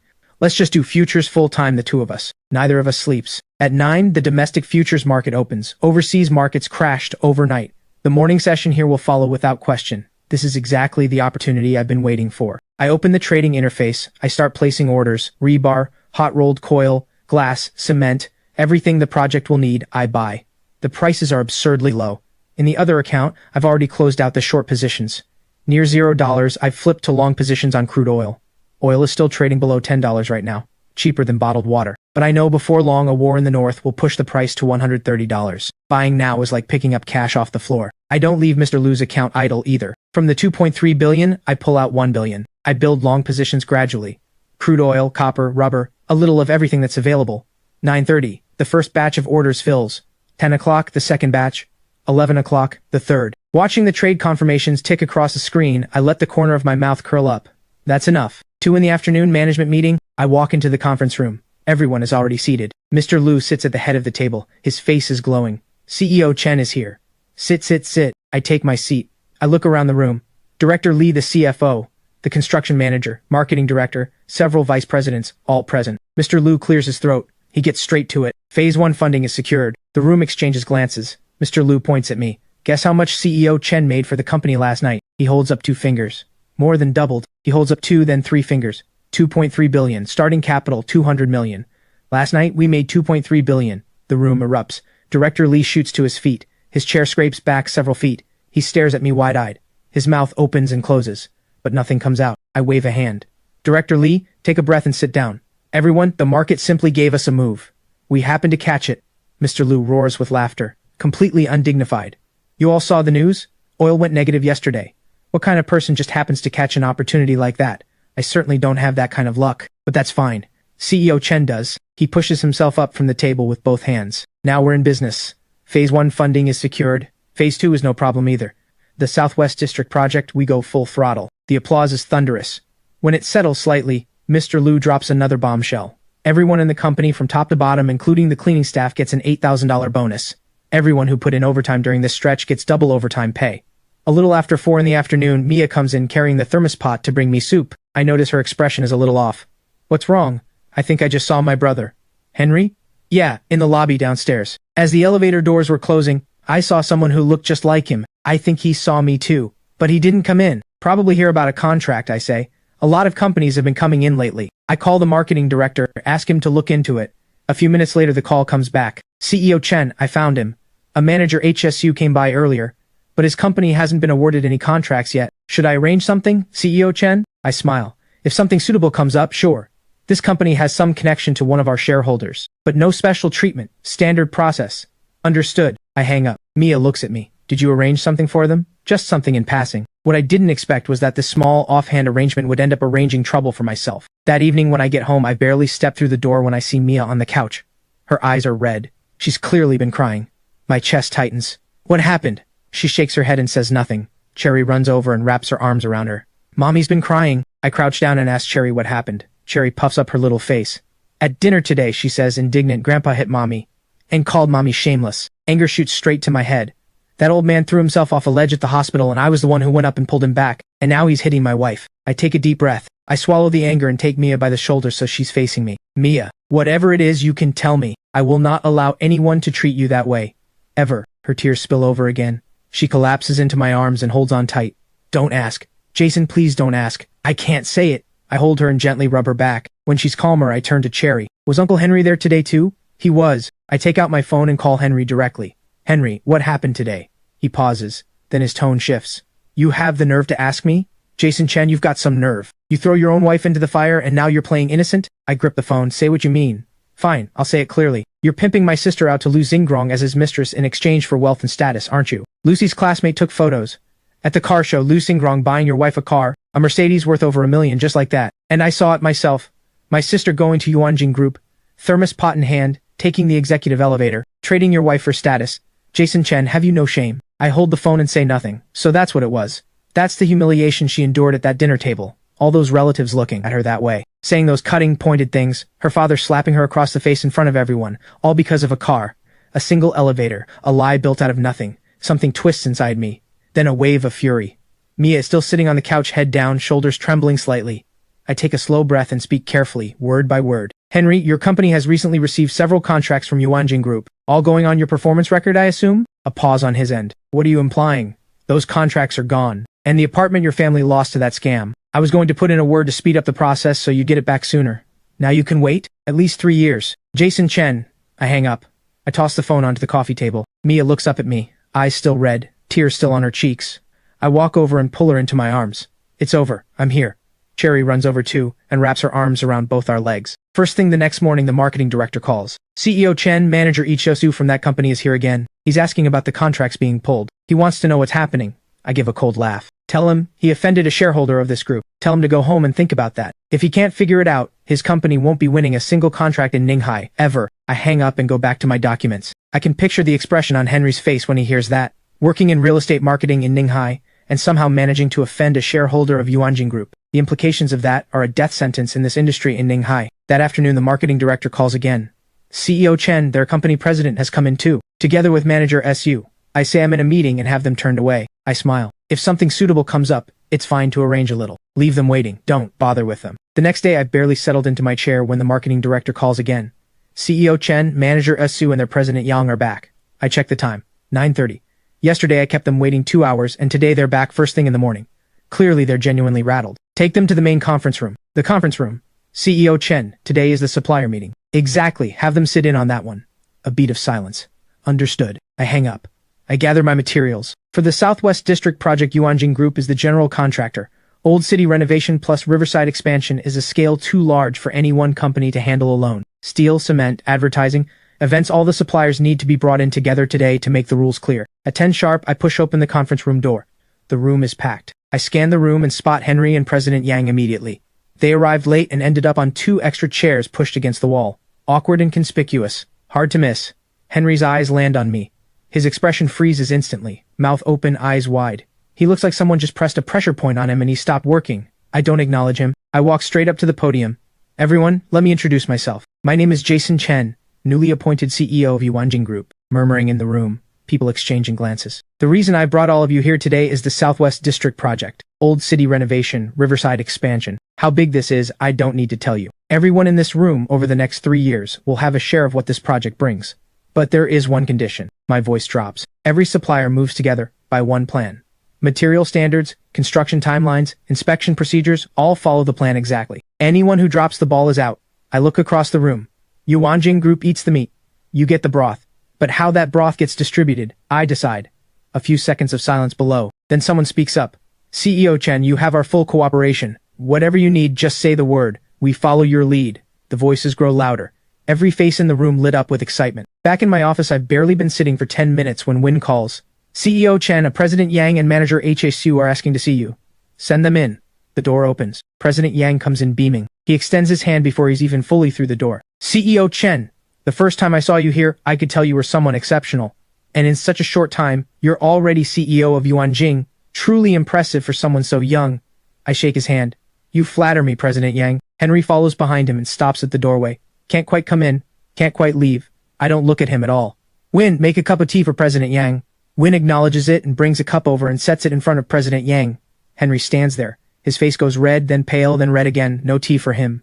President Yang's eyes move carefully around the room. A man like him can read immediately that something is going on between Henry and me. But he also knows we're family. Some things can't be said directly. I cut straight to it. President Yang, you're here about the contracts. He pauses. I point at Henry. Until his problem is resolved, your company gets nothing. Henry's expression shifts. President Yang immediately grabs him. Shoo. He holds Henry's arm. What are you doing? Is there something you can't just talk through properly? If you did something wrong, just apologize to CEO Chen and be done with it. Henry feels it like a weight dropping on his chest. His face goes a deep dark red. President Yang looks at him, then at me, and wisely gets to his feet. CEO Chen, I'll let you two talk. I'll wait outside. He pushes through the door and goes. The office is just me and Henry now. I lean back in my chair and look at him. Henry, do you know what shareholder of Yuanjing Group you offended? He blinks. I'm not talking about myself. I don't particularly care what you do to me. You offended my wife, your sister, Mia. She is currently a shareholder of Yuanjing Group. Henry's eyes go completely round. That's impossible. I give a cold laugh. I told you we live at Warm Home and you didn't believe me. I tell you your sister is a shareholder of Yuanjing and you don't believe that either. Then what exactly did you just see in that conference room? And what are you looking at right now standing here in front of me? His throat moves. I pick up the phone. Should I call Chairman Liu and have him tell you himself exactly who was present at the last Yuanjing Group shareholders meeting? Henry is completely petrified. He stands in front of me like a tree that's been struck by lightning. That evening, Cherry is asleep. After Mia finishes her shower, she slips under the covers and presses close against me. I put my arm around her. A quiet moment. Then she speaks softly. Jason, thank you. For what? She doesn't answer. She just rests her head against my chest. Sometimes when I think about it, it feels like a dream. The way things are for us now. Cherry is well. Business is good. We have a good home. She pauses. It's just when I think back to our wedding, it hurts a little. It was so bare. Nobody from your side came. And my parents with that attitude of theirs. Not even a proper ceremony. She buries her face in my chest and doesn't say any more. I hold her without speaking, but something stirs inside me. I wasn't yet reborn when they married. The original Jason, that degenerate gambler, never gave the wedding a second thought. Mia married him against her whole family's wishes and got through that meager event entirely on her own. Now she's saying this. I should give her a wedding. As if I'm marrying her again. For the first time. As that thought takes shape and I feel the warmth of her against my chest, something quietly begins to stir with excitement inside me. Once I've decided, I move. The next day is Sunday. I'm up early. Mia is still asleep. I kiss her on the forehead and head straight to the oldest jewelry store in Ninghai. The owner, who specializes in custom pieces, listens to what I want and takes out a box. Mr. Chen, you're in luck. We just received a 5-carat colorless, flawless diamond, Belgian cut. Exceptional brilliance. Inside the box sits a loose stone pure as a frozen drop of water under the light. The quality is exceptional. We just hadn't found anyone worthy of it.